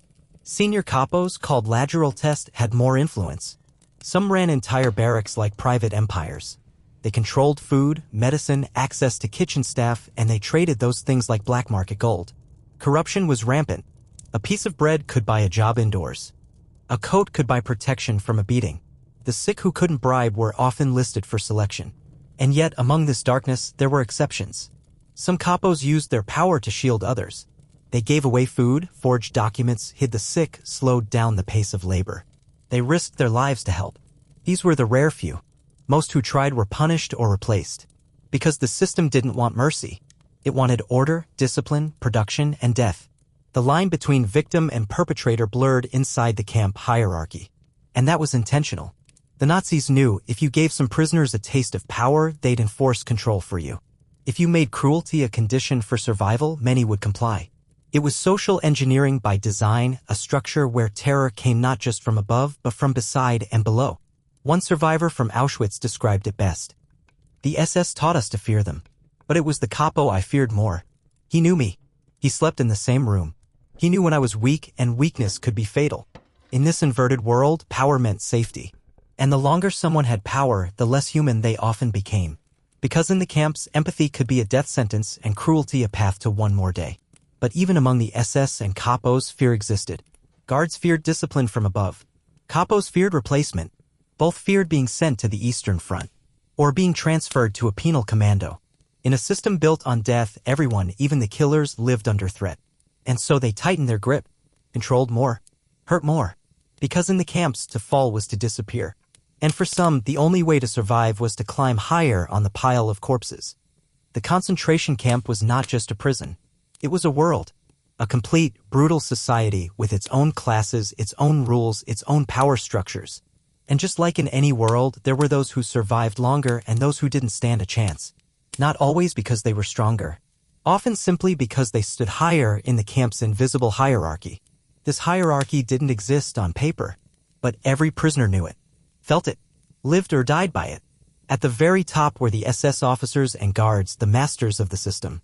But just beneath them, still far above the rest, were the kapos and privileged prisoners. Then came the general laborers.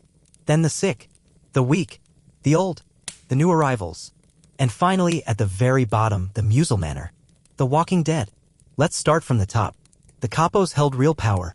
As prisoner functionaries, they were responsible for overseeing labor squads, roll calls, punishments, food distribution. They lived in slightly better conditions, more space in the barracks, warmer clothes, sometimes even access to civilian cigarettes or contraband. Most importantly, they had control over others. That meant access to favors, to information, and to small but critical advantages, an extra potato, a lighter work detail, the chance to avoid selection. Beneath the kapos were the block elders, block cultists, and barracks assistants, stipendians. These were also prisoners, often criminals, sometimes politicals, who managed internal order in the barracks. They decided who got a better bunk, who cleaned, who got to sleep near the stove or under the draft. They could make your life marginally less painful or far worse. Then came the skilled workers, shoemakers, metalworkers, electricians, mechanics, tailors. These prisoners were assigned to specialized workshops or industrial tasks, often indoors. Their labor was valuable, which gave them a form of protection. If you were indispensable to the production chain, the SS might delay your death. Not out of mercy, out of profit. Next came the general workers, the mass of prisoners assigned to construction, hauling, digging, lifting. This was the default. If you had no skill, no connection, no status, you worked here. It was brutal, exposed, physically exhausting. Life expectancy? Weeks, maybe a few months. Injuries meant reassignment to punishment squads or to the gas.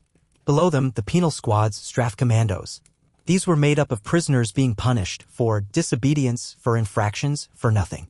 They worked the hardest jobs, often under constant surveillance, sometimes without food. They were the disposable labor force within the disposable labor force. Further down, the sick and disabled. These prisoners resided in the so-called Revier, the camp infirmary. But this was no place of healing. In many camps, it was a waiting room for death. Medical supplies were minimal or non-existent. Doctors were prisoners themselves, often untrained or forced to participate in selections. The SS conducted frequent inspections of the Revier, removing anyone deemed incurable.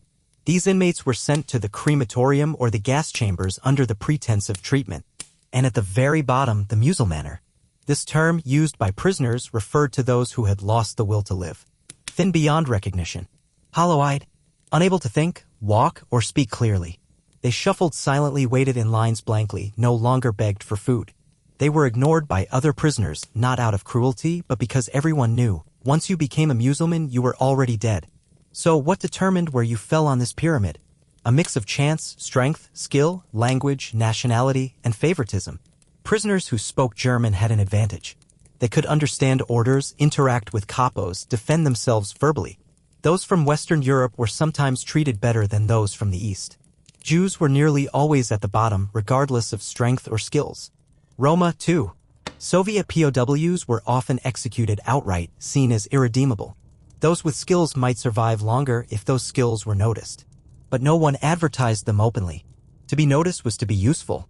And usefulness delayed death, but also drew danger. One prisoner, a master electrician, was transferred from Auschwitz to Monowitz after SS engineers discovered he could repair wiring no one else understood. He survived nearly 2 years. Another, a baker, managed to sneak food scraps from the kitchen and barter them for favors. But when he was caught, he was hanged during roll call. Connections helped. Knowing a capo, bribing a block elder, sharing a secret, these could all shift your status. But trust was dangerous. One wrong word. One betrayal. And the ladder you climbed could collapse beneath you. This internal structure created a society within the barbed wire. A twisted mirror of the outside world.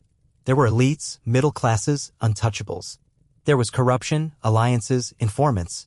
There were acts of cruelty and rare, stunning acts of kindness. Some prisoners tried to protect the weak, shared bread, traded places in roll call, lied to guards. Others looked away, not out of malice, but self-preservation. Because in a place where your life could be taken for a cough, a step out of line, or the wrong glance, every act of compassion was a risk. But perhaps the most horrifying truth of this hierarchy was its purpose. It wasn't just about order. It was about breaking solidarity. By creating divisions among prisoners, by elevating some and crushing others, the SS ensured chaos, mistrust, isolation. You couldn't form a rebellion when your neighbor was also your jailer. You couldn't feel human when being dehumanized by someone who once shared your barack. This structure made hope dangerous, friendship fragile, and unity nearly impossible. And yet, despite this, people resisted. They cared. They shared. Some chose to fall with the sick rather than abandon them. Others gave away their bread. Some whispered prayers. Others simply remembered names so someone would survive to say them aloud. Because even in a world where hierarchy determined life and death, the human spirit flickered. And sometimes that was enough to keep it alive one more day. The concentration camp was designed to erase resistance. Everything about its structure, the beatings, the hunger, the surveillance, the terror, served one purpose: to break the will. To reduce prisoners to laboring bodies. To make survival the only thought and obedience the only instinct. And yet resistance happened. Not always as open rebellion. Not with guns or slogans.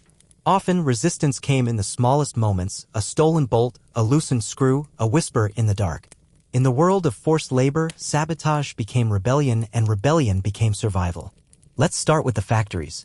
In camps like Auschwitz III Monowitz, where prisoners worked for companies like IG Farben, every day presented a deadly dilemma: do your job and fuel the Nazi war machine, or sabotage it and risk instant execution. Many chose both. Prisoners would slow down production, work less efficiently, deliver flawed components, misalign engine parts, assemble weapons incorrectly. Some poured sand into gearboxes. Others loosened fuses or contaminated chemicals. The damage was often small, but when multiplied across hundreds of prisoners, the effect became noticeable. Deliveries were delayed. Machines failed. The SS blamed factory foremen. Tensions rose. Some of the sabotage was coordinated. In camps with large numbers of political prisoners, especially communists, socialists, or members of the French and Polish resistance, small underground cells formed. These groups shared information, distributed stolen tools, and kept track of which kapos or guards could be trusted, if any. In Buchenwald, prisoners working in a weapons plant famously constructed faulty bullets, thousands of rounds with reduced powder or defective casings. The bullets looked perfect but misfired when used at the front. SS inspections increased, but the problem continued because the prisoners knew what they were doing. Some had been engineers before arrest. They hadn't forgotten.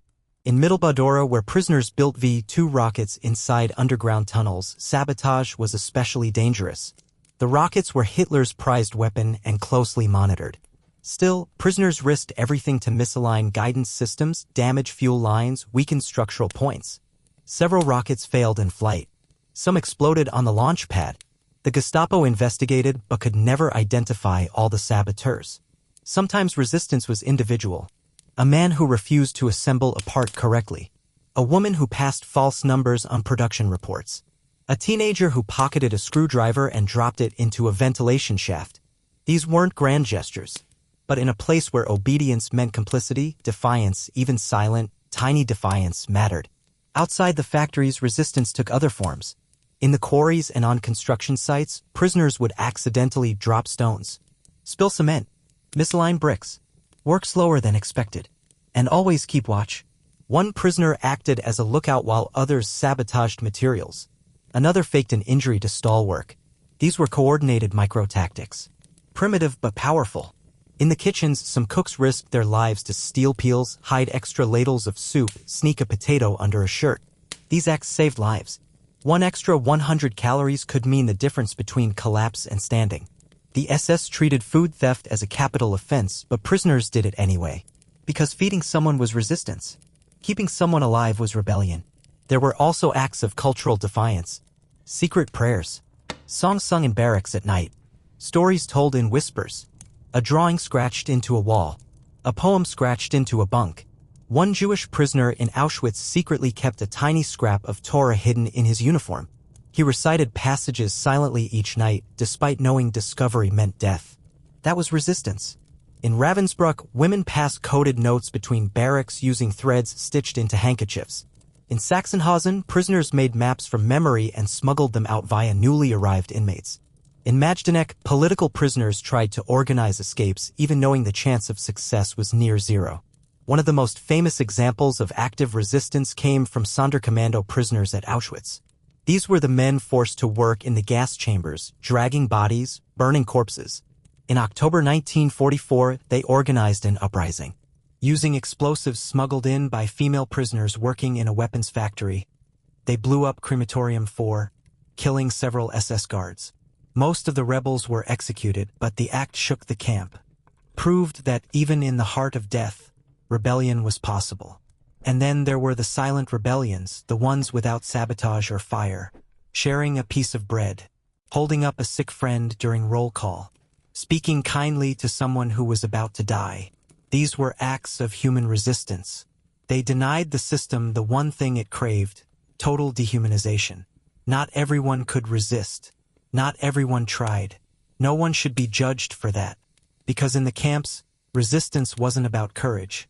It was about timing, risk, and sometimes pure chance. A misplaced word could lead to death. A look seen by the wrong guard. A note found. A smuggled tool dropped at the wrong time. And yet, prisoners resisted anyway. They fought not because they believed they would win, but because resisting was the only way to remain human in a place built to destroy humanity. Today, the names of many of those resistors are lost, their deeds forgotten, their sabotage undocumented.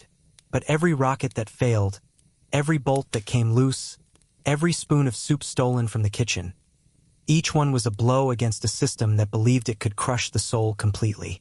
It never did.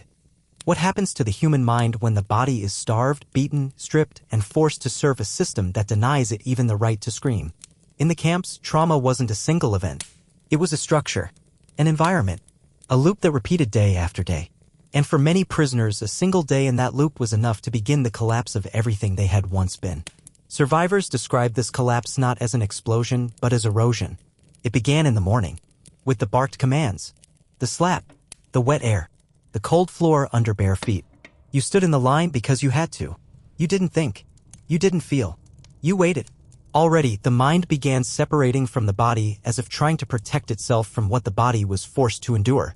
By midday, as the hours of work stretched on, hauling, lifting, dragging, assembling, repeating, time began to lose shape. What hour was it? What day? The body moved automatically. The mind focused only on the next step, the next breath, the next time you might eat. All higher thought gone. This was the beginning of what survivors called the mental retreat, the instinctive shutting down of the self. It wasn't weakness. It was adaptation.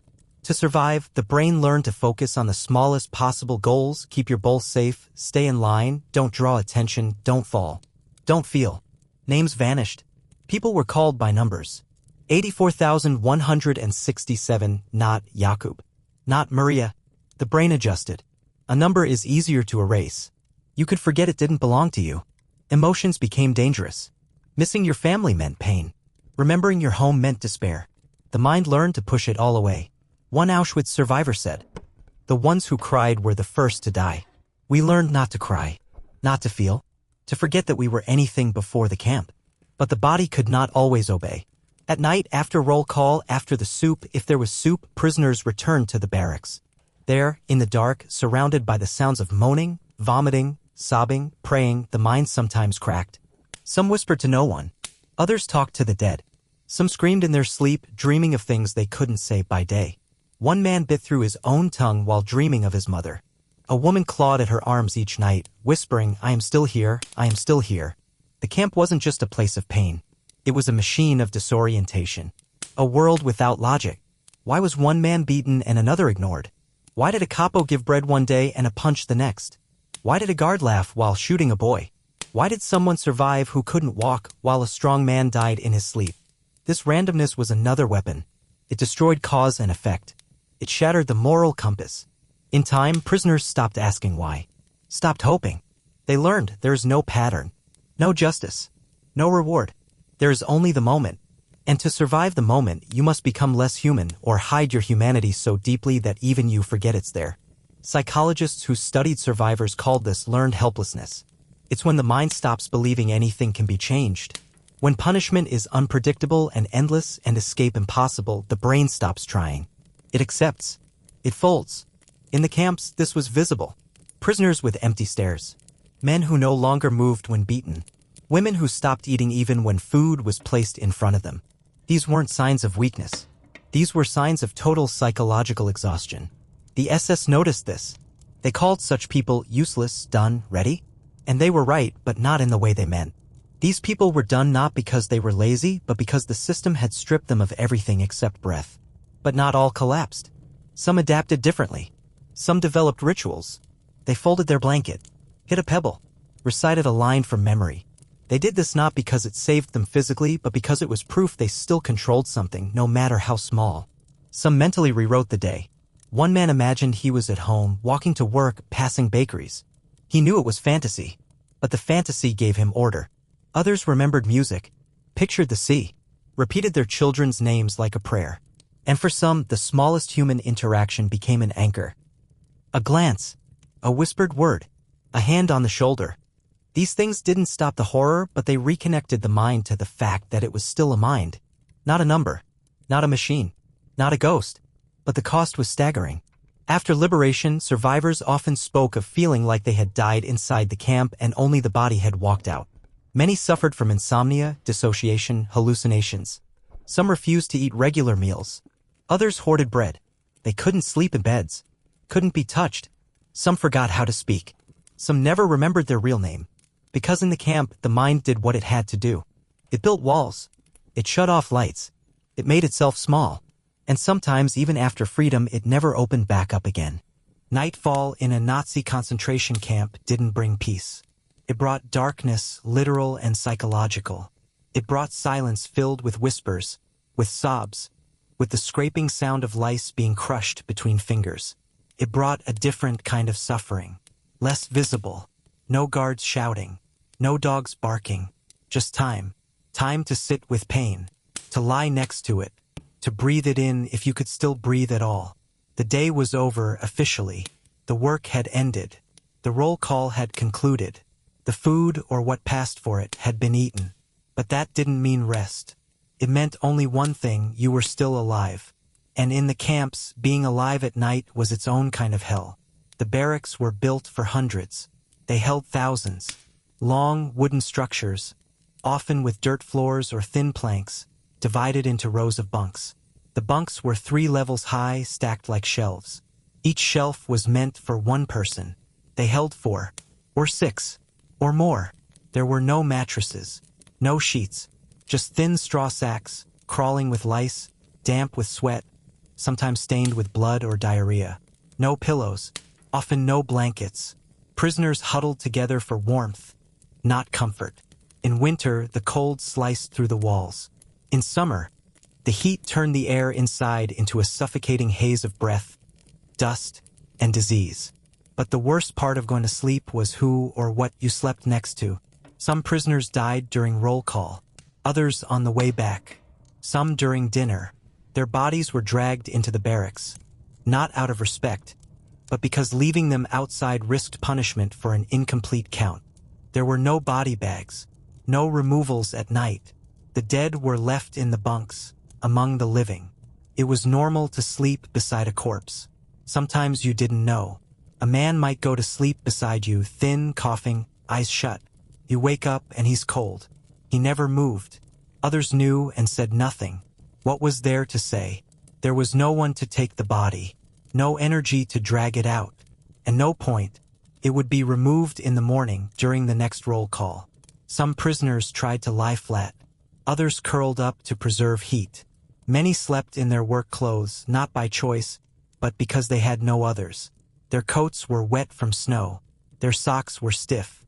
Shoes, if they had them, stayed on, not for comfort, but to keep them from being stolen in the night. Because yes, things were still stolen at night. Piece of bread, a scarf, a better spot in the bunk. If you rolled over, your food might be gone. If you slept too deeply, you might wake up barefoot. If you snored too loudly, someone might strike you, to silence you. Not out of anger, just to survive. Sleep, when it came, was rarely deep, and never safe. For some, the fear of sleep was worse than the exhaustion. Sleep meant losing awareness. And in a world where any moment might be your last, awareness was survival.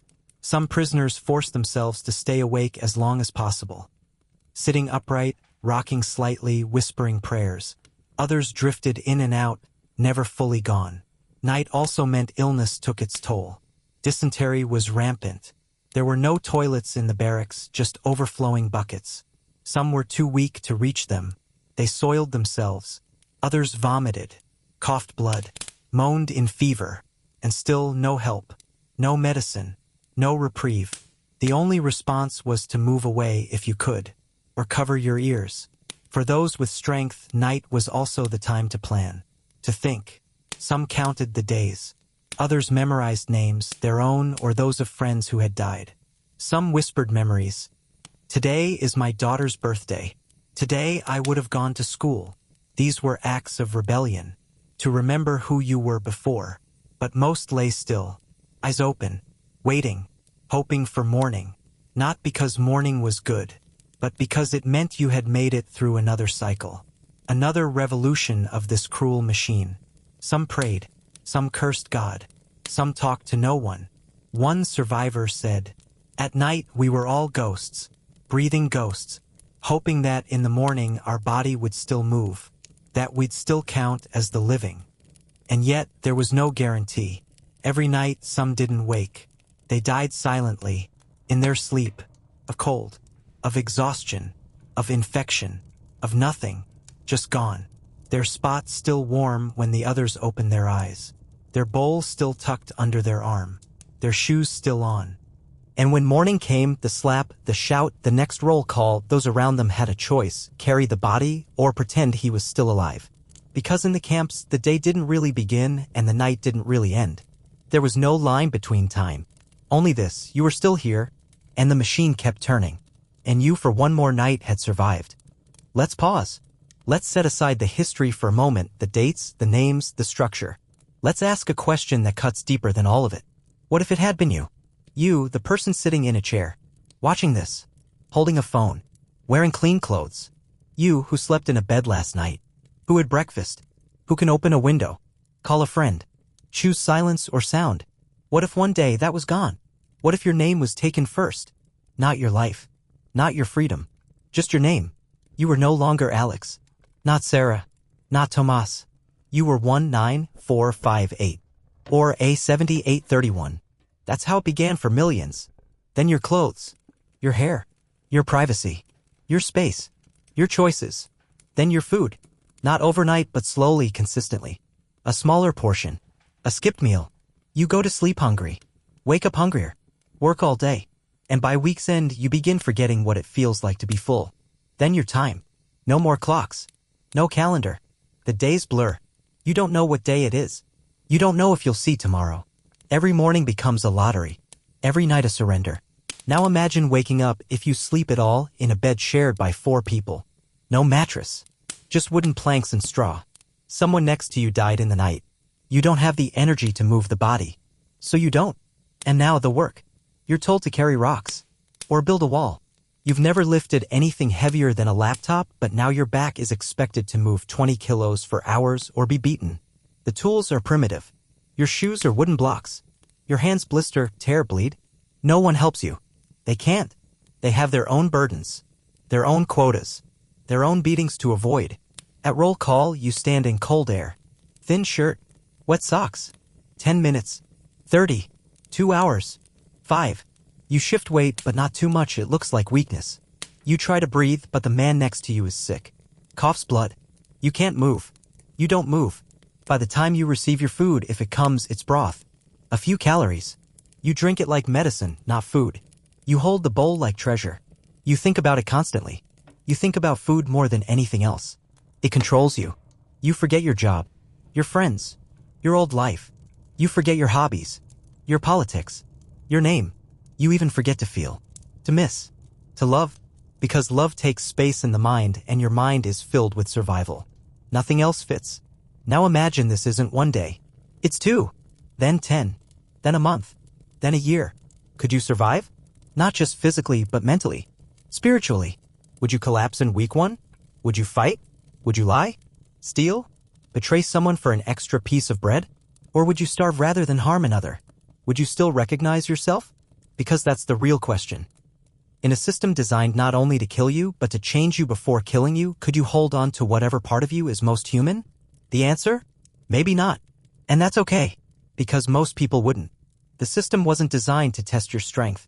It was designed to grind strength into dust. So when we talk about those who did survive, even for weeks, even for days, even for one night, we are not just speaking of victims. We are speaking of endurance that defies description. And when we talk about those who didn't, who collapsed, who wept, who stole, who froze, we are not speaking of weakness. We are speaking of people put into a world no human was ever meant to survive. You might not last. I might not last. Most of us wouldn't. And that's exactly why we must remember not just the facts, but the pain. Not just the numbers, but the people behind them. Because when you imagine yourself there, even for a moment, it stops being history. It becomes real. And remembering becomes responsibility. History doesn't disappear, but it can be buried, distorted, softened. It can be trimmed until the edges no longer cut, until the horror becomes statistics, until the victims become numbers again, and the perpetrators become shadows, nameless, faceless, forgettable. That's why this matters. Because there are people today who want us to forget. Some do it with silence. They say that was a long time ago. It's over. It's not relevant. Some do it with distortion. They say it wasn't that bad. There were worse things. Not all guards were cruel. Some do it with noise. They flood the internet with conspiracy. The camps were fake. The numbers were lies. The photos were staged. And some do it with pride. They post swastikas. They march in uniforms. They chant slogans that once led people into boxcars. The past isn't past. Because the forces that built the camps, the hatred, the dehumanization, the cult of obedience still exist. They may not wear SS uniforms. They may not build crematoria, but they exist in the cracks of our societies, In the moments where one group says another group doesn't deserve the same dignity, the same safety, the same right to exist. And that is why this one day, this one life, this one scream in the darkness must be remembered. Because what happened in the camps wasn't a glitch. It was a human creation. Planned, built, organized, and what is built once can be built again if we're not watching. Memory is the guardrail. Not nostalgia, not guilt, but memory is defense. As vigilance. Every time we say, "That's not my problem. That group deserves it. We should just look away," we inch closer to the logic of the camps. Because that logic didn't start with gas. It started with words, with categories, with policies, with silence. So no, this isn't just history. This is a warning. When someone says they don't belong here, when someone says they aren't really human, when someone says they deserve to suffer, we should hear the sound of boots in mud, the bark of dogs, the hum of a fence, the clank of a metal bowl. We should see the line of prisoners standing in snow. We should remember the man who whispered a prayer over cold soup, the woman who sang to herself in a bunk filled with lice, the child who asked where his father was and never got an answer. We should remember them not because they were perfect, not because they were saints, but because they were people, like us, and because if it could happen to them, it can happen again. This is not about guilt. This is about clarity. History isn't there to shame us. It's there to shape us, to teach us what to fear, what to resist, what to protect. And if we fail to do that, if we let the memory fade, if we allow the facts to bend, then the camps will not be just something behind us. They will be somewhere ahead of us. You've just walked through one day in a world built to erase people. A day that began before dawn, with cold, with silence, with numbers shouted into darkness. A day of hunger, labor, fear, pain, counting, death, and waiting. A day that ended not with rest, but with stillness. With bodies too weak to breathe. With minds too tired to dream. With a whisper, "Will I survive tomorrow?" But that day wasn't fiction. It was real. For millions, it was every day. And for many, it was their last. We can't relive it. We can't truly feel it. But we can remember it. We can say, this mattered. This happened. These lives were not lost into silence.